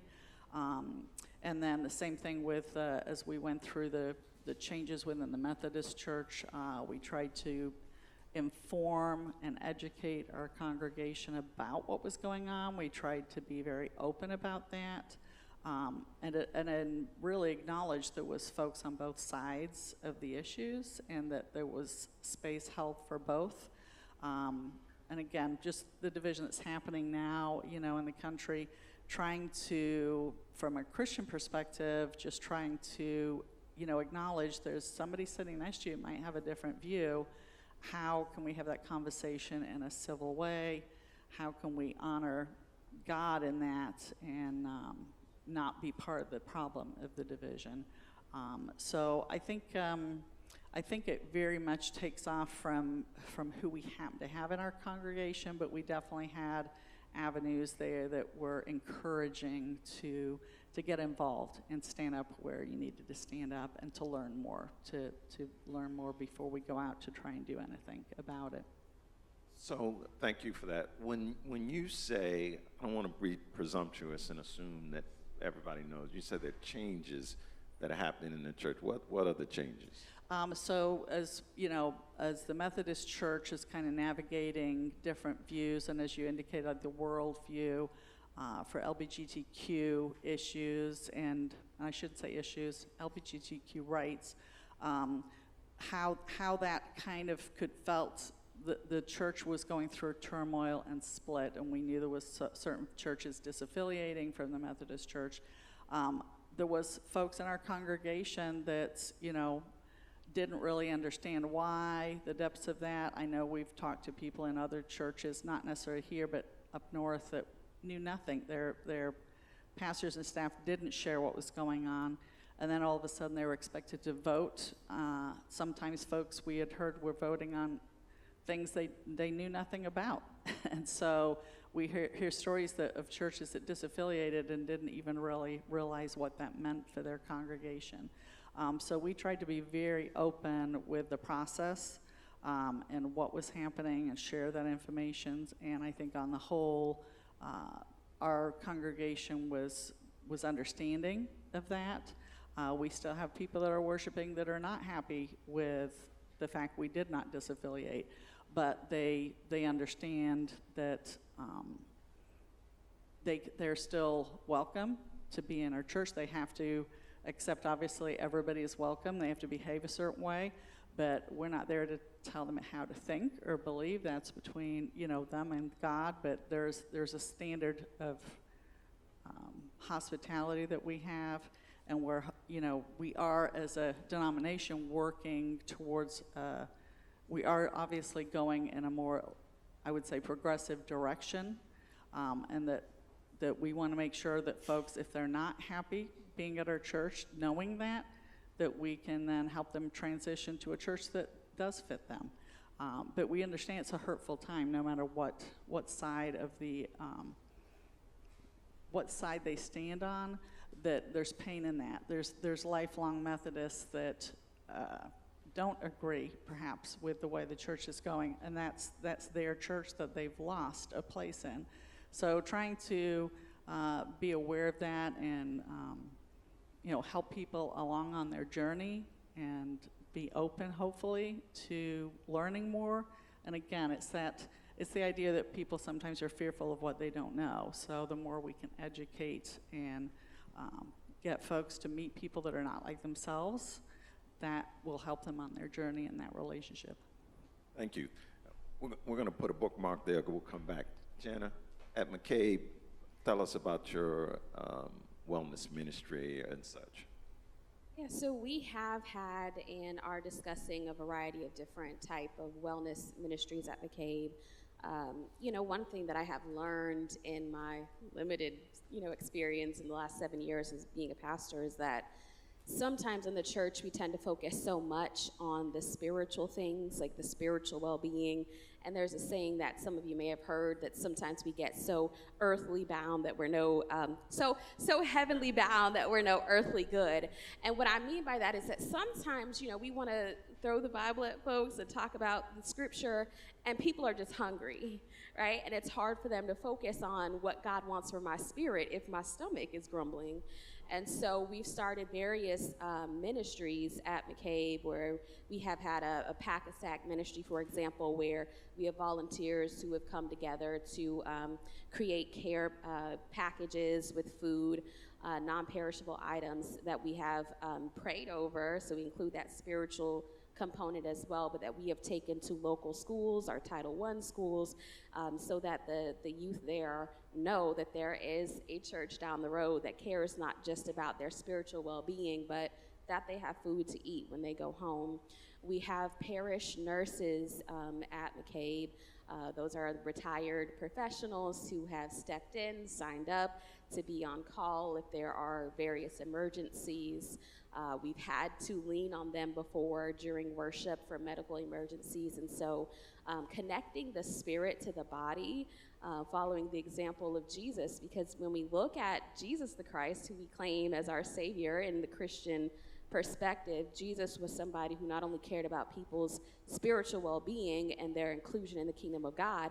I mean, he laid hands on sick folks and cured their bodies, and he took, bread and fish and fed hungry people. And so I think it's impossible to have a wellness ministry that just focuses on one area of somebody's well-being. It has to be spiritual, it has to be physical, it has to be financial, it has to be all of these things, because it's all part of who we are.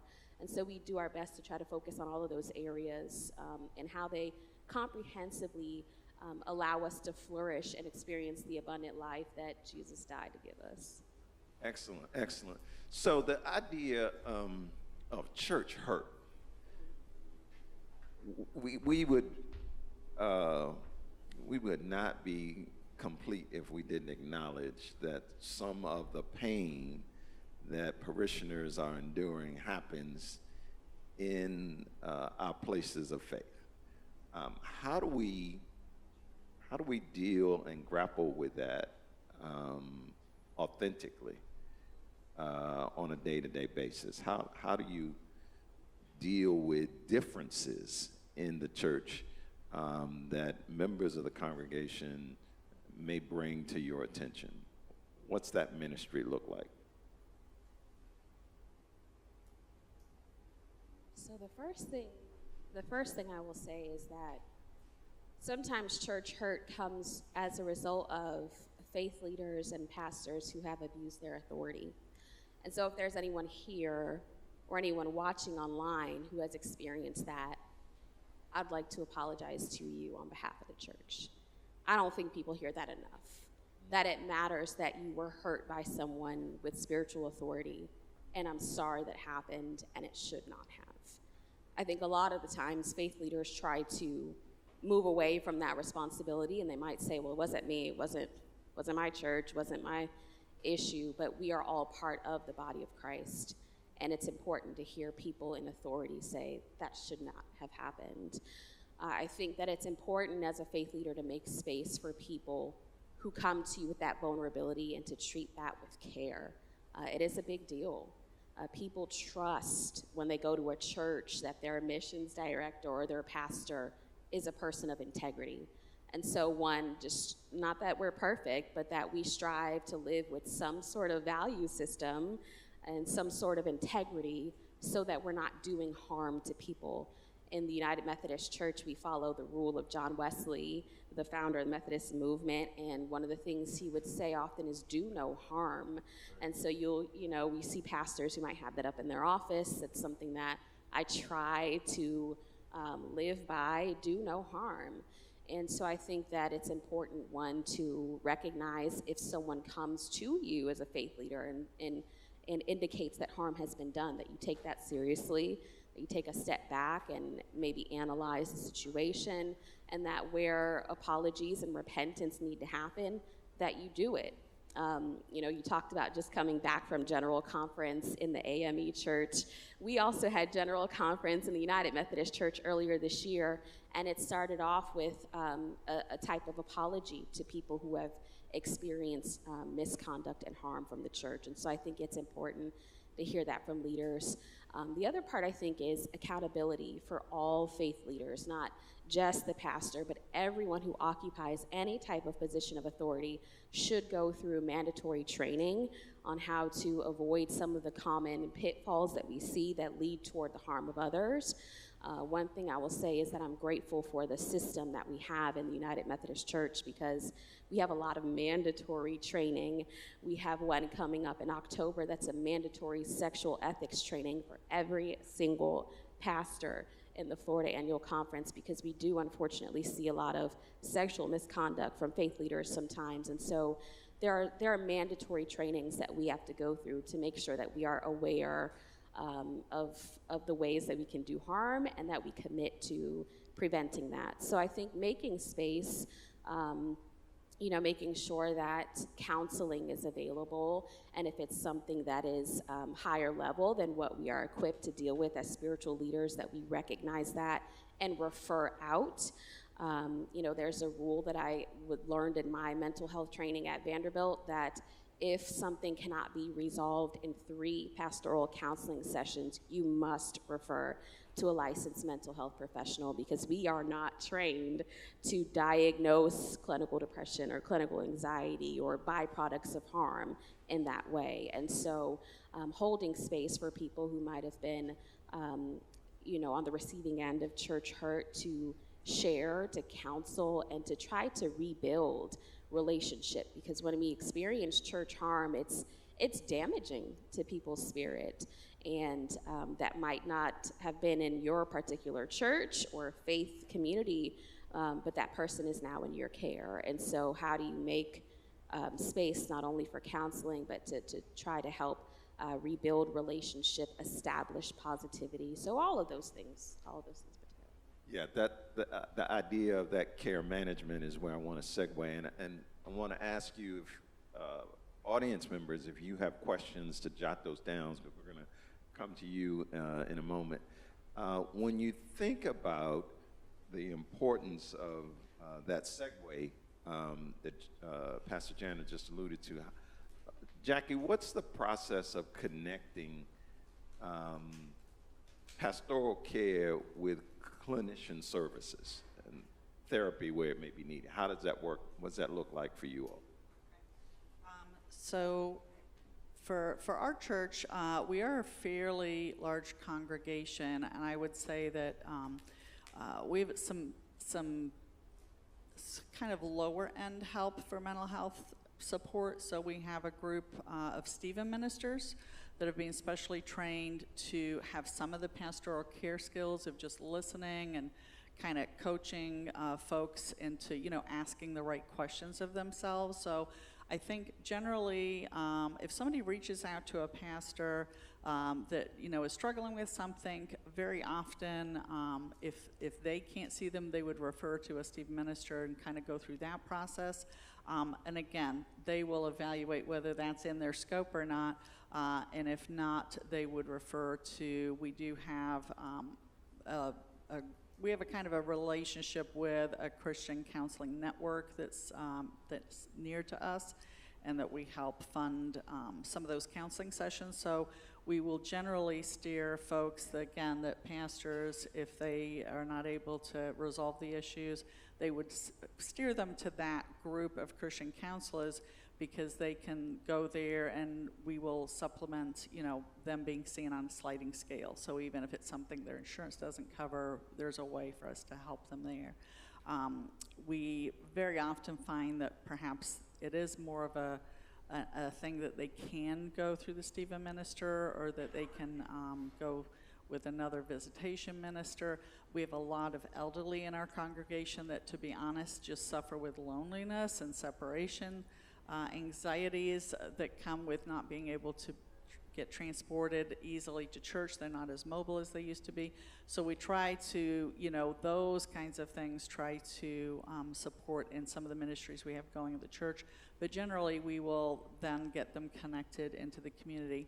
One of the things for me that for my job that's very important is I really do try to keep a pulse of what is in the community as far as a resource, so that if I get a call, and very often it's not even a congregation member, it might be somebody from the community reaching out. We get a lot of calls.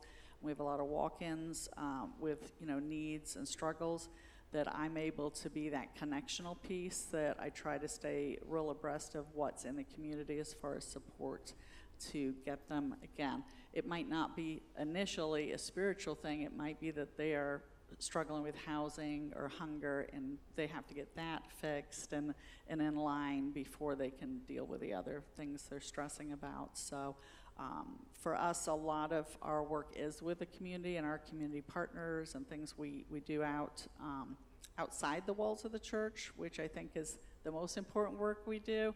But generally, we sort of have a structure of, pastors for an immediate, really difficult situation, and again, they'll refer out, just like Jana was saying, if it's beyond their scope. But we have some more internal things too that are helpful for folks that are maybe just need that tweak or that encouragement on their own journey. Excellent, excellent. It's so important. We're going to give you an opportunity if there is someone who has a question. Here we go, over here. Where's Josh? Where's our mic man? I'm coming. Eric, he's running in.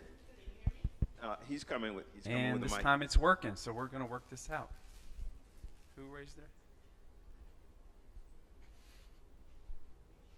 Here you go. Thank you.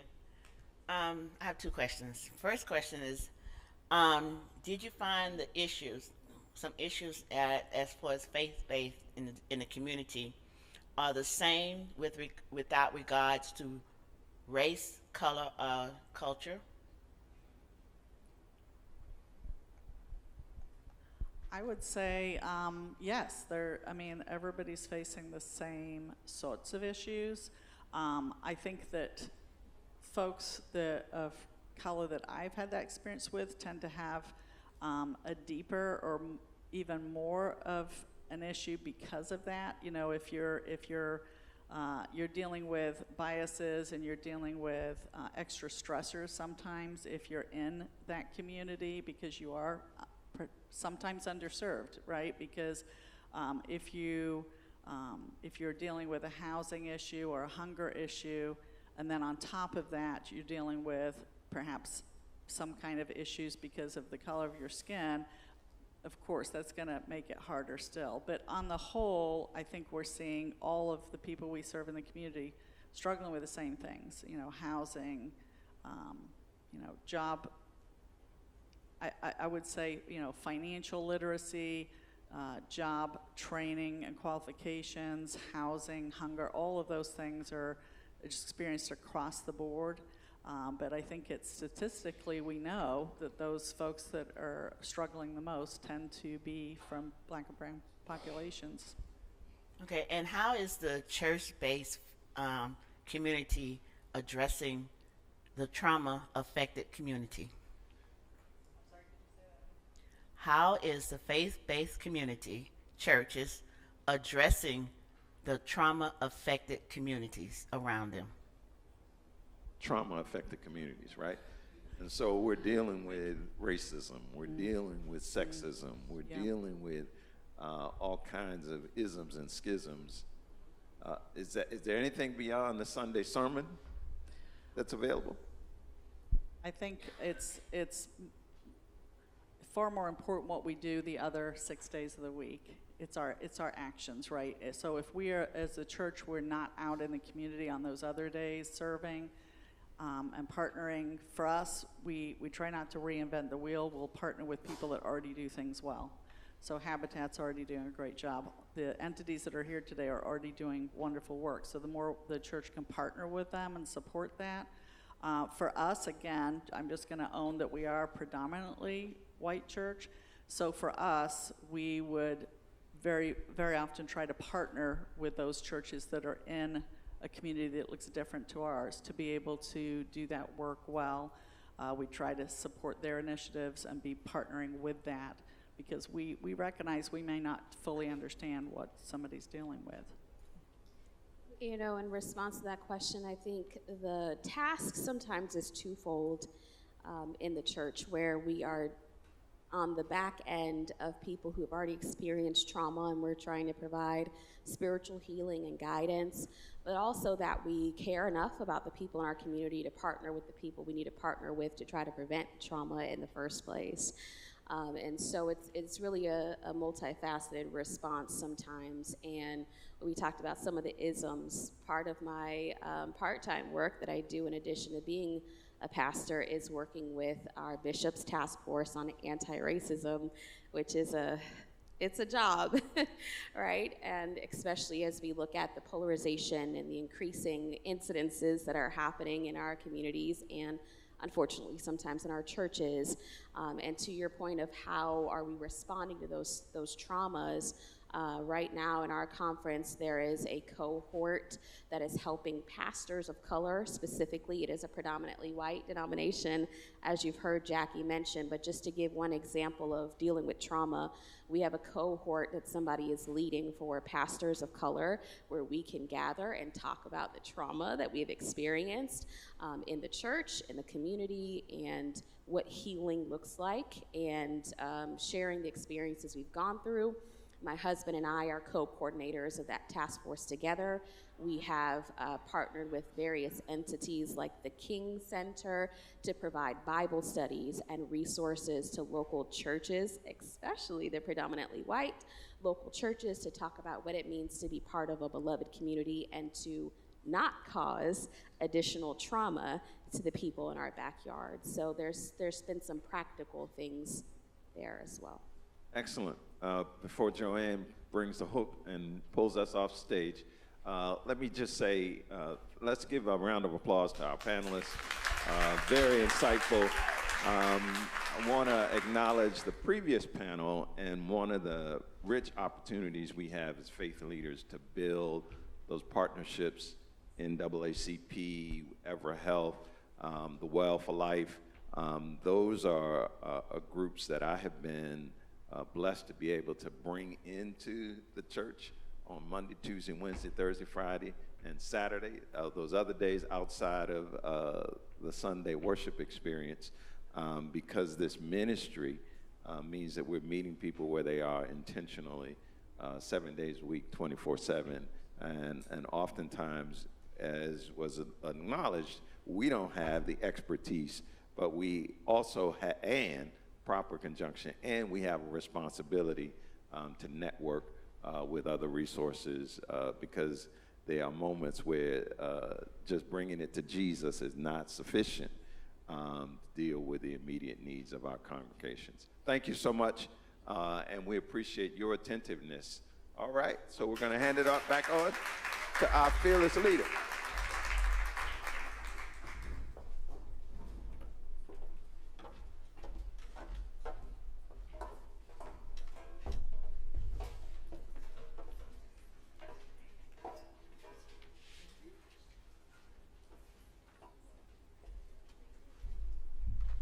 Now we'll call upon our call to action panel. Victoria Kelly will come up. Give her a second to come up. If people need to stand and stretch, but don't leave your seats, she's be right up here. She's on crutches, so it takes it. We don't want her to run. We don't want her to stumble. Although we do have a lot of healthcare professionals that may render her assistance. We'll also invite Daisy Correa and Kathleen Beckman, and I believe there's another panelist who I don't have their name. I'm sorry. Okay. But we're so honored to have our partners here today, and Victoria will be sharing more with you in just a moment.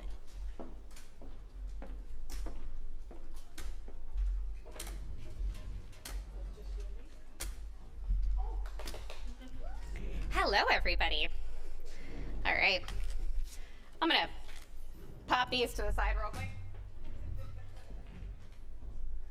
If anybody needs a lesson on crutch management later, I'm your girl. I'm getting really good at this. All right. Thank you. What I'm hearing is he didn't want me to trip on them and fall off the stage. So, all of that being said, good morning. It is still morning, I think, so good morning. And thank you, everybody, for being here today and for engaging in these really important discussions. My name is Victoria Kelly, and I have the distinct pleasure, both of working at the Homeless Leadership Alliance of Pinellas and of moderating this panel here.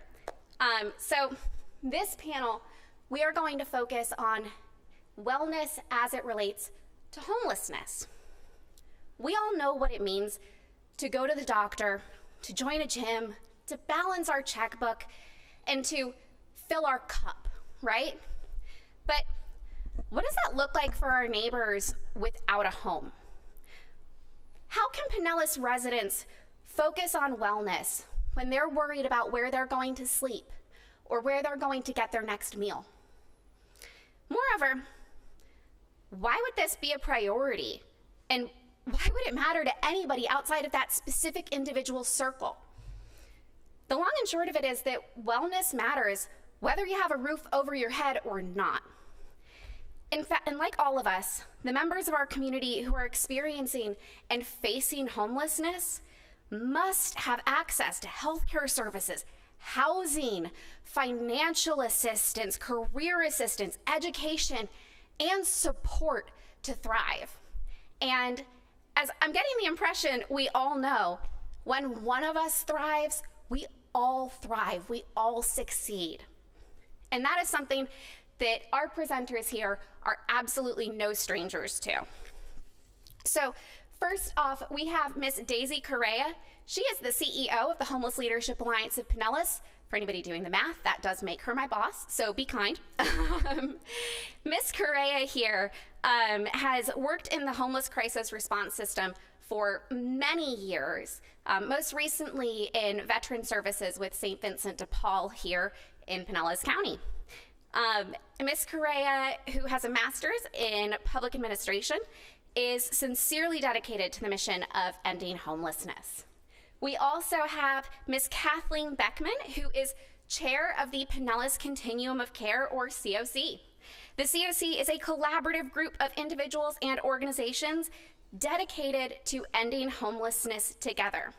Ms. Beckman is a true community leader and advocate, having served as a guardian ad litem, a member of the Tampa Bay Estuary Board, and until recently, a Clearwater City Council member.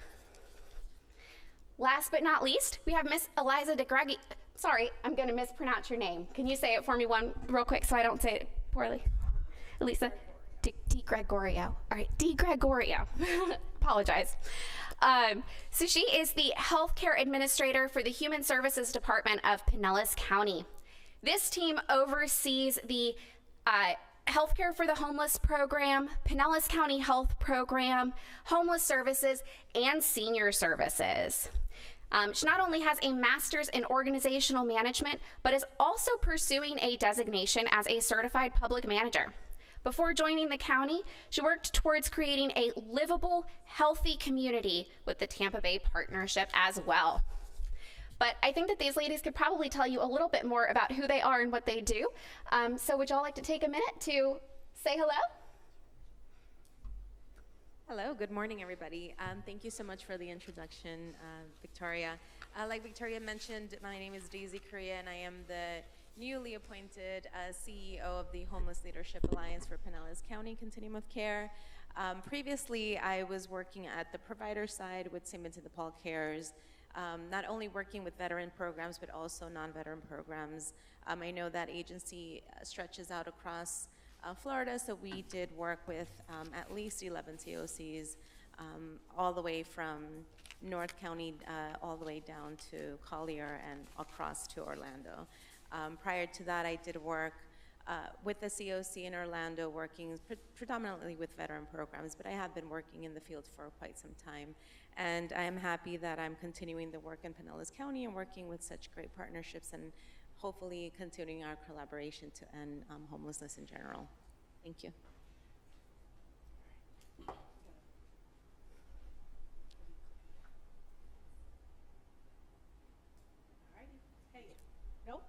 Yes? Okay. I am thrilled to be here. So I'm Kathleen Beckman. I am right now it's a volunteer position, chair of the Continuum of Care in Pinellas. I'm originally from the Midwest. born and raised in Michigan and raised our 3 children in Northern Illinois, public high school English and journalism teacher, moved to Clearwater in 2016. Oh, I'm soon to be a grandmother in about a month for my first grandchild. We don't know what it is. Woohoo! But moved to Clearwater in 2016, immediately became engaged in the political sphere as far as precinct captain and getting out the vote, volunteered with Pinellas County Schools and still do that. Started at Ridgecrest with Anona and Jim Dyson, which was heartwarming, and became a guardian ad litem, was elected to the Clearwater City Council in 2020 and served 4 years, part of the League of Women Voters. So I am, my passions lie with children and families, with political, getting the right people elected that reflect your values, and the work with the COC. And my entryway into the COC was when I was served on the council. That was one of the committees that was needed representation from an entitlement community, and I stepped up. I gladly chaired that, decided to do that for the council to report back. And when I was not reelected in March, I continued on with that role. So it's a pleasure to be here. And I always love being in this room. It's just such good energy with the conferences and sessions that are here. So thank you. Good morning, everyone. My name is Elisa Di Gregorio. As Victoria said, I am the healthcare administrator for Pinellas County Human Services. I got started here, my career in Florida, through the Tampa Bay Partnership, where I spent 13 years helping build the Tampa Bay region as a healthier, more attractive community for businesses and for professionals. And then I moved here over to the county. In my very first kind of conversation with the Director of Human Services, she expressed her passion and her commitment to the homeless about talking about cold nights and how the homeless were outside, when it's 40 degrees. She talked about the passion about building a clinic to serve the homeless people, and that was when we initiated a grant for our Bayside Health, what is now our Bayside Health Clinic. And so I was fortunate enough to secure a job in our grants section and spend 10 years working on building resources and getting more money into our community to support homelessness, healthcare, behavioral health, mental health over that time. But I spent a good portion of my grant time working on the Healthcare for the Homeless program, working not just on compliance of a grant. It's far more than just the grant. It is about how we are delivering services and making sure that we are offering the right services for the needs of that particular population. And so that led me into this current role that I just took over in about end of February timeframe. And couldn't be more thrilled to be in this role because this has been an amazing journey and really here to help the people in our community. Wonderful. Thank you very, very much. And thank you for all the work that you do with the Healthcare for the Homeless programs. I serve on that co-applicant board, and you put a lot of really, really good work into it. So thank you. Okay, so let's go ahead and get started. Ms. Correa, do you think that you could please talk about what homelessness looks like here in Pinellas County? Sure, thank you. So as you know, homelessness has many faces. It's not just one issue that happens for somebody to become homeless. So anybody can become homeless. But I would like to start out with some statistics and a little bit of data so you can kind of have a little bit of a background as to what homelessness looks like data-wise in our county. So according to the latest report that we submit to HUD, it's the AHAR, which would be Annual Homeless Assessment Report. Pinellas County has the second highest rate of family homelessness when compared to a similar sized county. And also, we have the 5th highest rate of veteran homelessness overall.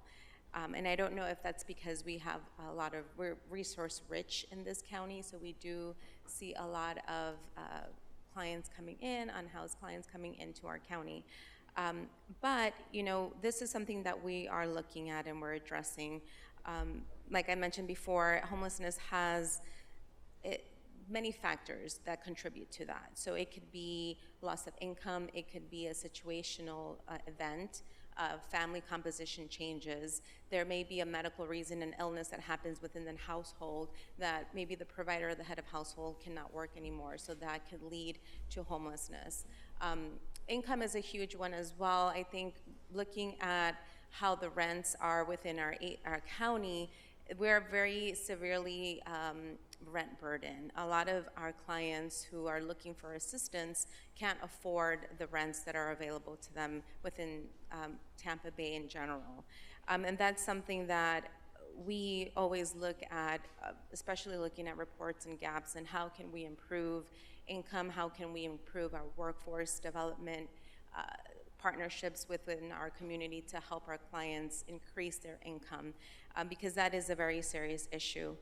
We've also noticed within our point in time count, and I know that is a one-time count, but we have noticed that there has been an increase of family homelessness, some senior and elderly homelessness as well, and there are some disparities within the report, but we do have a database within our website where we can see month to month how these disparities come up and down, and what is it affecting, who is it affecting. So we really try to work with that data and figure out ways to collaborate with providers to be able to fill in those gaps and see where we need to increase our resources. But it is something that, you know, we continue to work on and continue to figure out ways and strategies to help our unhoused neighbors. Thank you very much. Wow. Second highest rate of family homelessness in the country. Wow.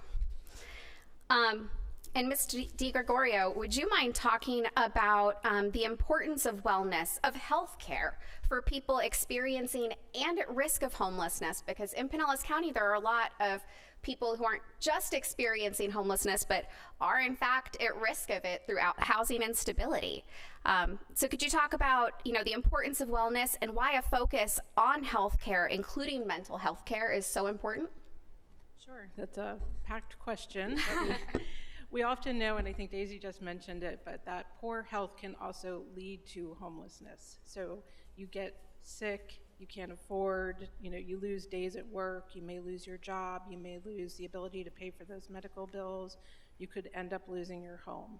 And so this just, it becomes a very vicious cycle for an individual, because now their health outcomes are going to be impacted by also now being homeless. So it's really important to try to prevent and address the you know, becoming homeless in the first place. So the prevention part is very, very key.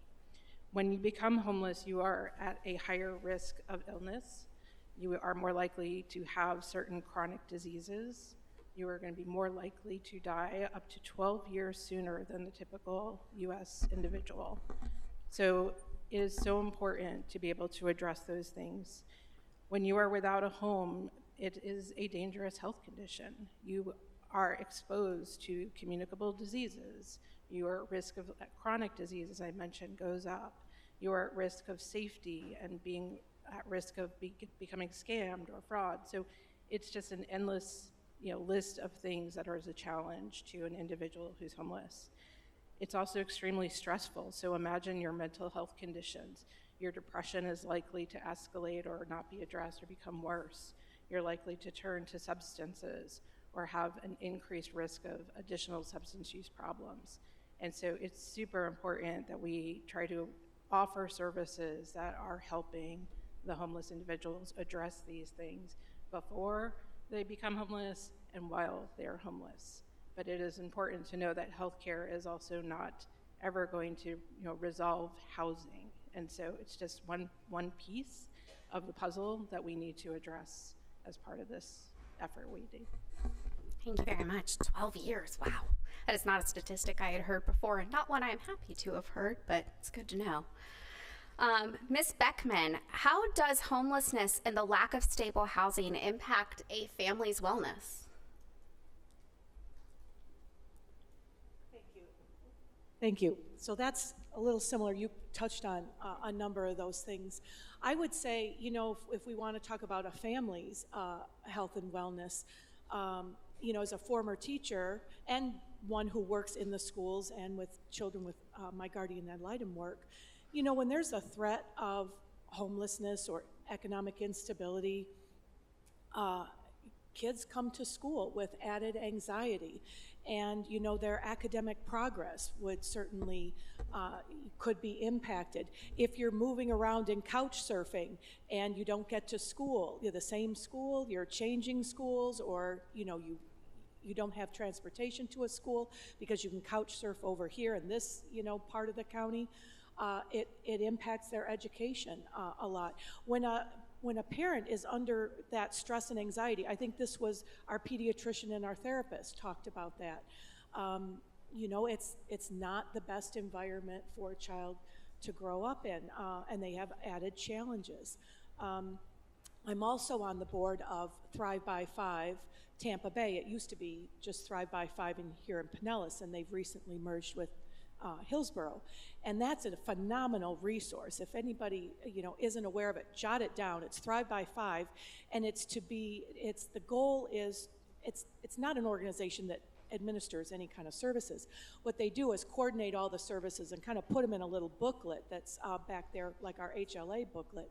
But all sorts of resources for families of young children to ensure that they are able to thrive by 5 years old as they enter school, to be the most successful they can be. A lot of free resources.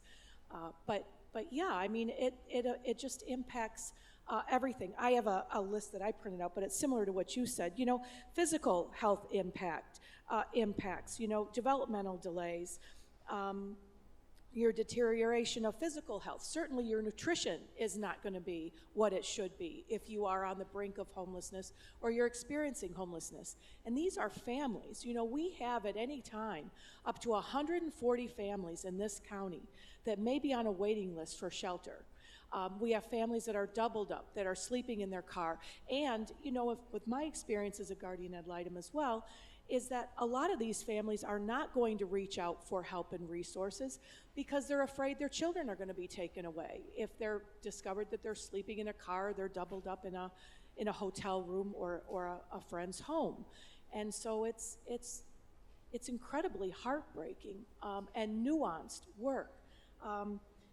There's psychological and emotional strain that will stay with you forever. Just the trauma of being evicted.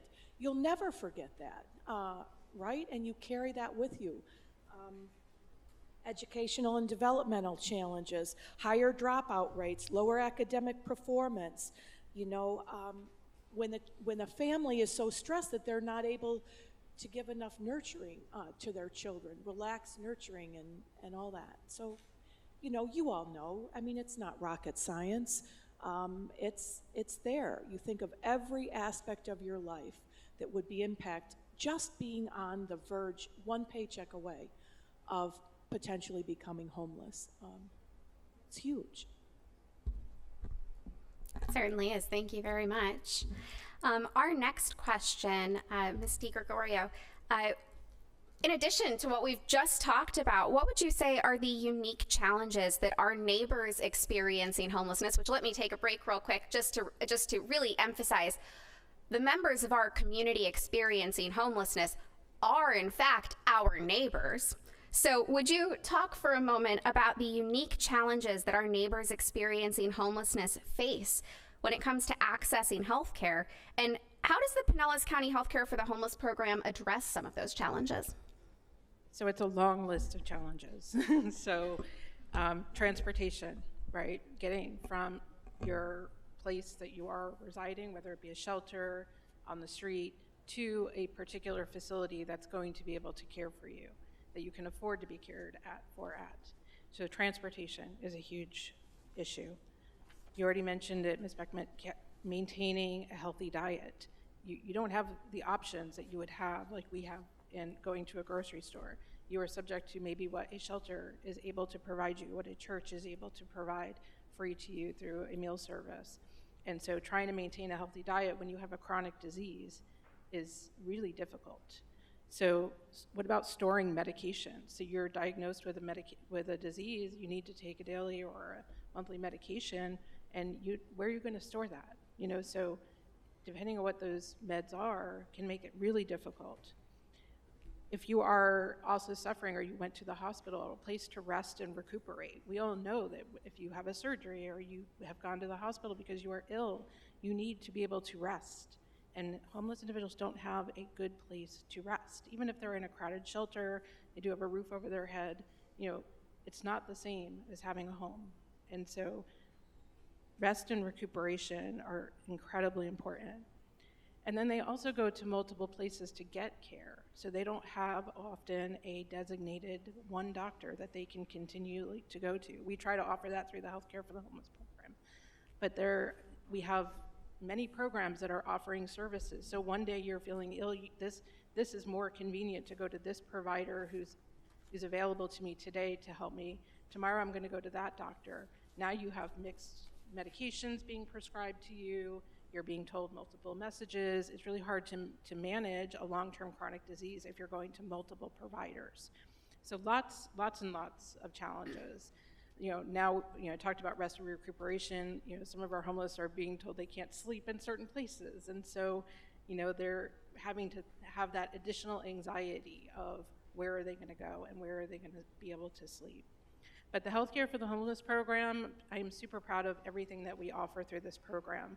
First and foremost, we are trying to improve access to individuals. We not only have the Bayside Health Clinic, which recently expanded, we have a mobile medical unit that goes out to our community to certain locations every 5 days a week. It's a brand new vehicle, and I do want to say this, both the Bayside Health Clinic, the mobile medical unit, and now our street medicine team, these are premier offerings that we are offering that you and I would love to go to, that we have branded them, we have cleaned, they are brand new facilities. They are welcoming environments for our patients and coming in to be served. And they should not be treated any differently than anyone else going to the doctor's office. So I feel like we have done a great job at being able to offer a same high-level facility for them to come to. So we also have the street medicine team that we started in the last year. So we are going to where they are. Between the mobile medical unit and our street medicine team, we are trying to get to them and not expecting them to get to us. And so that's been really important to us in trying to reach out to them. Our program is also free. If you are homeless in our community, regardless of what your income is or where you've been or what your service, where you were in the past, our program is free, and we offer every type of service you can imagine. So we have preventive service, medical services, dental services, specialty care services. We can provide you your meds. So if you are homeless in our community, please recommend them to our Healthcare for the Homeless program. We will do our best to make sure we are providing that type of health care and access to care that they need at this time. And then we offer quality care. We are really focused on making sure that we are serving people to the best of our abilities. We are patient-centered, we are medical home. Our Bayside Clinic now has integrated our mental health, our substance use, our dental, and our medical all in the same building. So again, trying to bring as much to them as possible when we can. And then I just wanted to say, for example, so as you may know, the Bayside Health Clinic, it's right next to the Criminal Justice Center, next to the Safe Harbor Homeless Shelter, just expanded to 5,000 square feet. Like I said, it's integrating many services within that building. And just recently, we had a health fair there, and it was a phenomenal success. And it was the middle of August, and it was hot, and we were going to do it inside, but our lobby was full of patients. It was so nice to see, especially after undergoing construction for a year, to have so many people in the lobby there seeking services. We delivered 11 mammograms by having the mammogram bus there. We did 17 immunizations, 12 HIV rapid tests, 11 Hep C tests. We gave out 17 blood pressure screenings and self-monitoring blood pressure devices. We enrolled people into the program, and that was just in a short 3-hour window at 90-degree temperatures outside. And that is what we stand for. That is what we are trying to continue to do through our program. Excellent. Thank you very, very much. That's awesome. The Healthcare for the Homeless program, please check them out. Go see Dominique back there in the back. She's waving if you need more information about that. So I am getting a 10-minute warning, so I'm going to ask these next questions a little quickly, if that's okay. Ms. Beckman, could you please quickly talk about the role that our faith-based partners might play in the mission to end homelessness? Thank you. I wish I didn't get that 10-minute delay because but thank you so much for all the work the county does. You do phenomenal work, and the homeless do take advantage of that, which is fantastic. So I have this idea, and I'm just going to put it out there that, number one, I've only been in this county for about 8 years. I am basing my idea, this Pollyanna maybe idea, based on what I see and know from the COC. And what I see and know from the COC is we don't have a lot of faith-based leaders that are part of our organization that come to the table and share their ideas and experiences and engagement.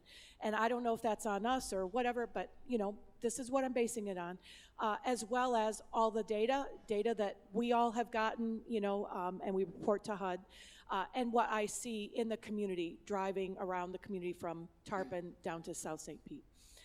And so my idea, and you can tell me if that sounds great, or you need to get a life, that's not going to work.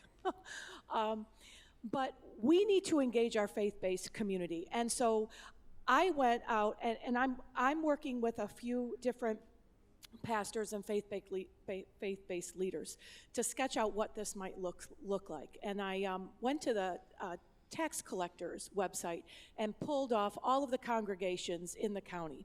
And there are probably 1,000, and I don't know yet. I'm hoping my son would text me. He was my data geek son.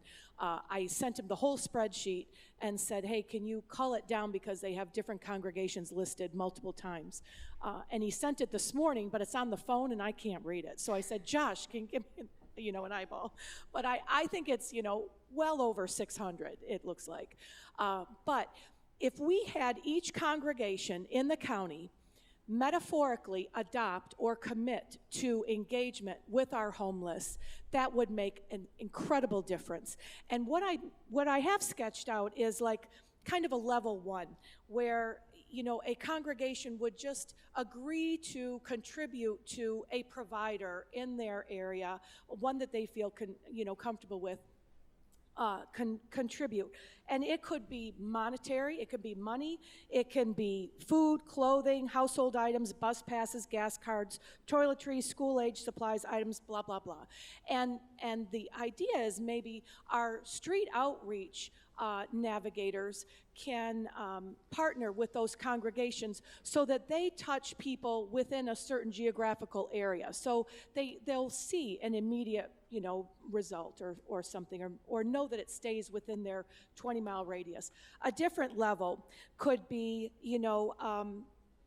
it would be interaction with the homeless or those at risk of homelessness, elderly, to help them stay in their homes. So this is to prevent homelessness. So you could partner with agencies that would know about families or individuals that are at real risk of homelessness in your community. Maybe you want to pay their electric bill and get it up so it's not in arrears. Maybe you want to go and mow their lawn for an elderly person who wants to stay in their home, clean their gutters, provide them, the family, with bus passes, or all those kinds of things where it's not huge commitment.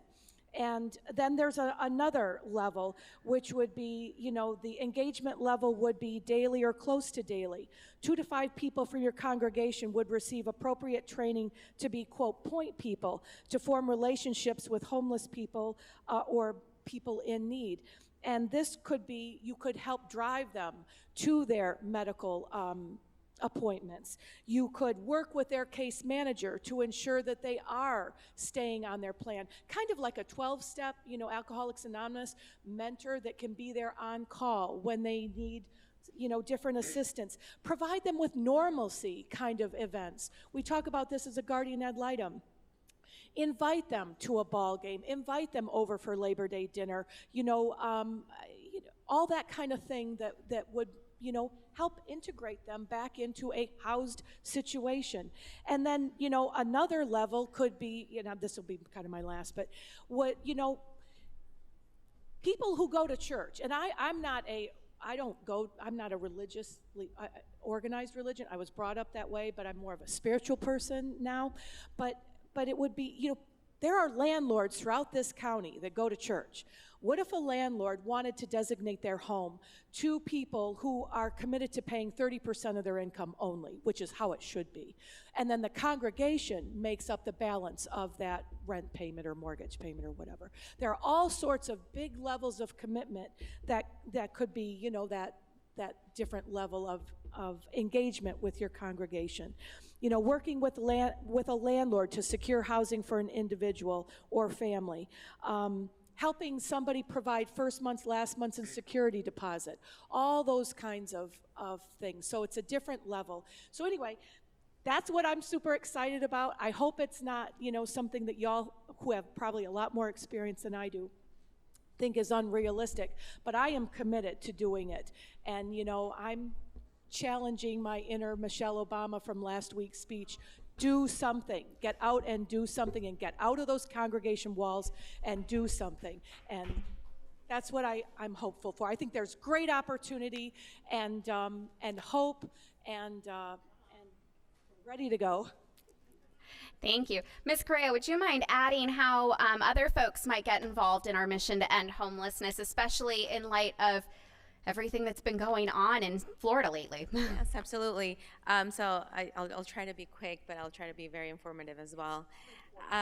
So with our Pinellas County Continuum of Care, we have a very robust community and committees, councils, work groups, workshops that we're constantly meeting and joining to really look at our anti-camping bill that's coming up in October, our racial disparities, our data from the PIT, our data from what we receive from coordinated entry, all of the data that we're looking at.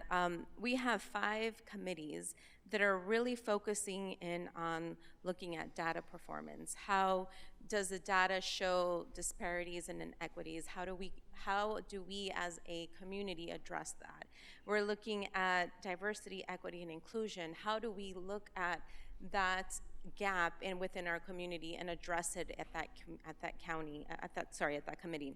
We have our lived experience advisory committee. We do have unhoused neighbors who participate in this committee who really bring in real life experiences to the table so that we can bring up to our board of directors, our funders, and our providers so that we can move things forward and we can bridge those gaps. We have our advocacy committee, which is just still starting. What are we going to advocate for? Is it funding? Is it different programming? These are different committees that we're really are requesting membership participation, and your voices are needed in these committees in order for us to be able to move policies and procedures and issues up to the table so that we can address this within the county. We also have a big group of volunteers for our point-in-time counts. It's really important for us to do that because this is how we receive funding from our federal government, from HUD. This is the data that we use in order to submit for funding. So this is really important that if you want to volunteer, if you want to do something for our county, please sign up and do that as well. Like I mentioned before, we do have a lot of work groups as well. One of the major work groups that we've been focusing on is our task force to look at our plan for the county for this anti-camping bill coming in October. We've been meeting, I want to say we have about 4 to 5 meetings that we've completed, making sure that we are participating with not just the Sheriff's Department, with our county, our city providers, our shelter providers, our outreach providers. We're looking at everybody participating, our faith-based organizations as well, making sure that we all come together as a community to figure out how do we improve, how do we help our clients get through our system to ultimately get housed, because that's the only way we're going to end homelessness, is getting our unhoused neighbors housed and stably housed. Making sure that we look at our system. If it does need to be fixed, how do we fix it as a community? So like I mentioned, your voices are needed. Please join our COC membership. If you have any questions, we do have a table in the back. Megan Robinson, our new COC planner, is back there. Victoria Kelly is really good at doing any and handling any applications for membership. So if you have any more questions, please feel free to come to our table and ask how you can become a member of our COC. Thank you. Thank you all for sharing that important information. I know that there is no way that I'm not over time, so I just want to end fairly quickly. First of all, thanking all of you for being here and participating in this important discussion. Thank you. I also want to thank everybody else for being here, for listening, and for participating. Thank you. You know what? You guys deserve a hand too. So I thought that it was really interesting to talk about and to learn about how wellness not only impacts us as individuals, but how it impacts our community. And how the wellness of our neighbors experiencing and at risk of homelessness impacts our entire community. On that note, I want to give everybody, school's just started, so it feels like an appropriate time. I'm going to give you a small bit of homework tonight, okay? Just a little bit.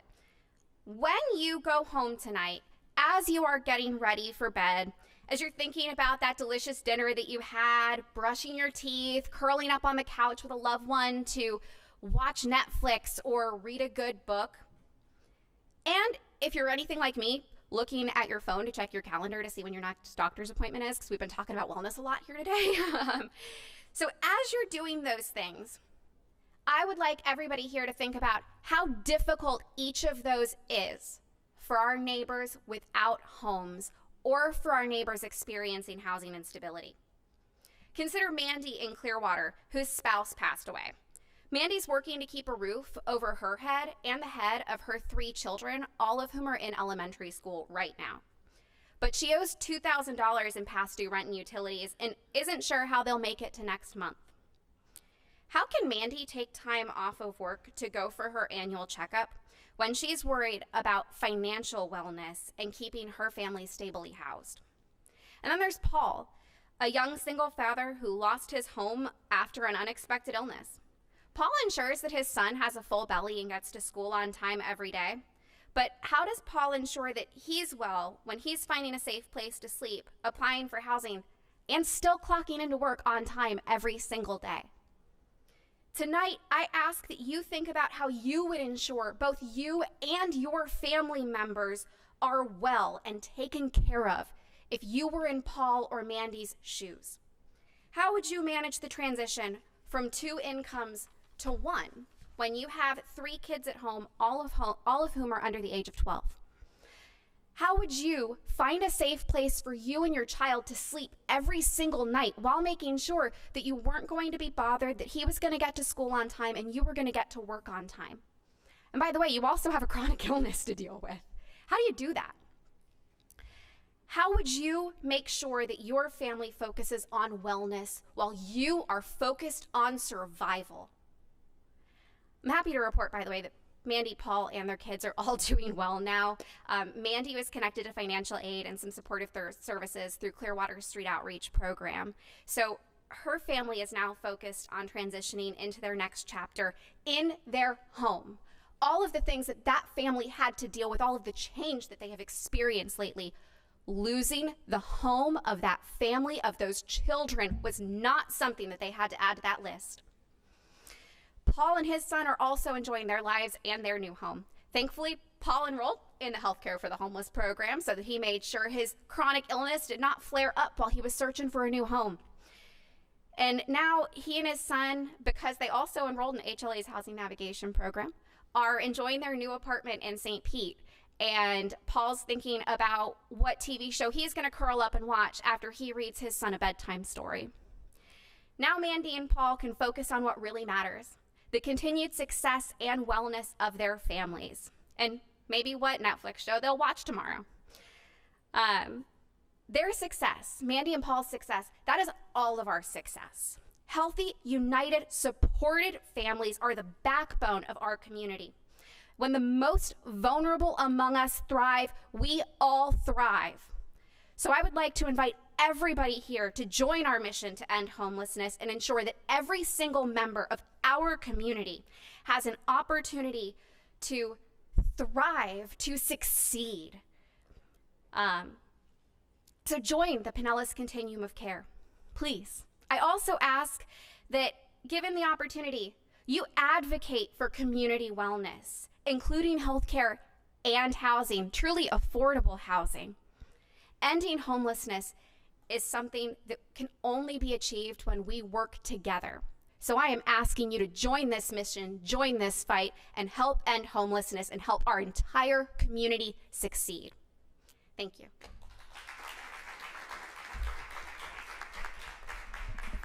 Thank you very much.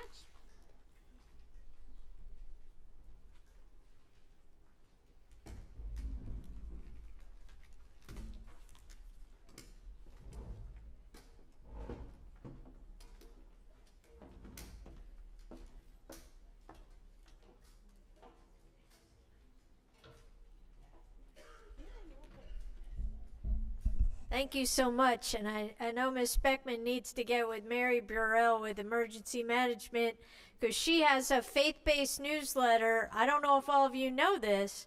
Mary has a faith-based newsletter that goes out to every faith congregation that she has an email for.